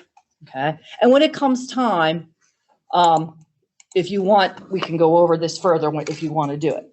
And what you want to do is you want to put in a formula equals, and then you want your total amount from column C, 962,856. Okay, times, and then whatever the percentage is of your workers' comp. Okay, when you hit tab, there it gives you those dollar amounts that you would associate to each budget line. So you can do it one of two ways. If you know the grand total amount of your workers' comp, or if you only know the percentage of your workers' comp rate. This is basically your workers' comp report. Yes, Classic. yes, yes. Now, workers' comp report didn't create a purchase order for you either. Oh, no. So I'm thinking when they created this, they were just thinking on the same lines. But like I said, that would be nice. All right, I don't think you will see, oh, that's because I'm in my live files. Ha ha ha, good thing I saw that. I don't want to do anything in OME-RESA's live files. Okay, that was the proration utility. Show profile, that is on page 76. That basically just tells you what privileges you have. If Jody wants to see what privileges she has in budgetary, because she can't get to something, she needs to fill out a new form and she wants to know her existing privileges. Here's what she has. So she'd fill out the form, put the existing privileges, then add whatever additional privileges she needed. So you have the ability to see the privileges you have in each system. Okay, that's show profile. This integration is just for us. This is if we're testing connections for you between the two systems, things like that. You can see it, but you're never really going to use this. Okay. And then we talked this morning about accounts receivable. That's if you're going to, what you want to use to bill out and then post back in. You guys won't see that unless we turn that module on for you. The last handout I have is number 6. This is a month-end balancing sheet checkoff list that the SSDT has provided. You can use this, or you can go in and get the Word document from it and tweak it to add or subtract things that you may need on it. But here's the one that they suggested. So I thought I'd provide that to you too. And on the last page of the training manual is just links to popular things that you might want to go. The SSDT has videos out there. They put out newsletters every month. If you want to go to this link and subscribe to the newsletters, they'll email it to you. They have really good stuff in the newsletters. Different features they've added, different tips and tricks you could use. So might want to check out some of these links in your spare time.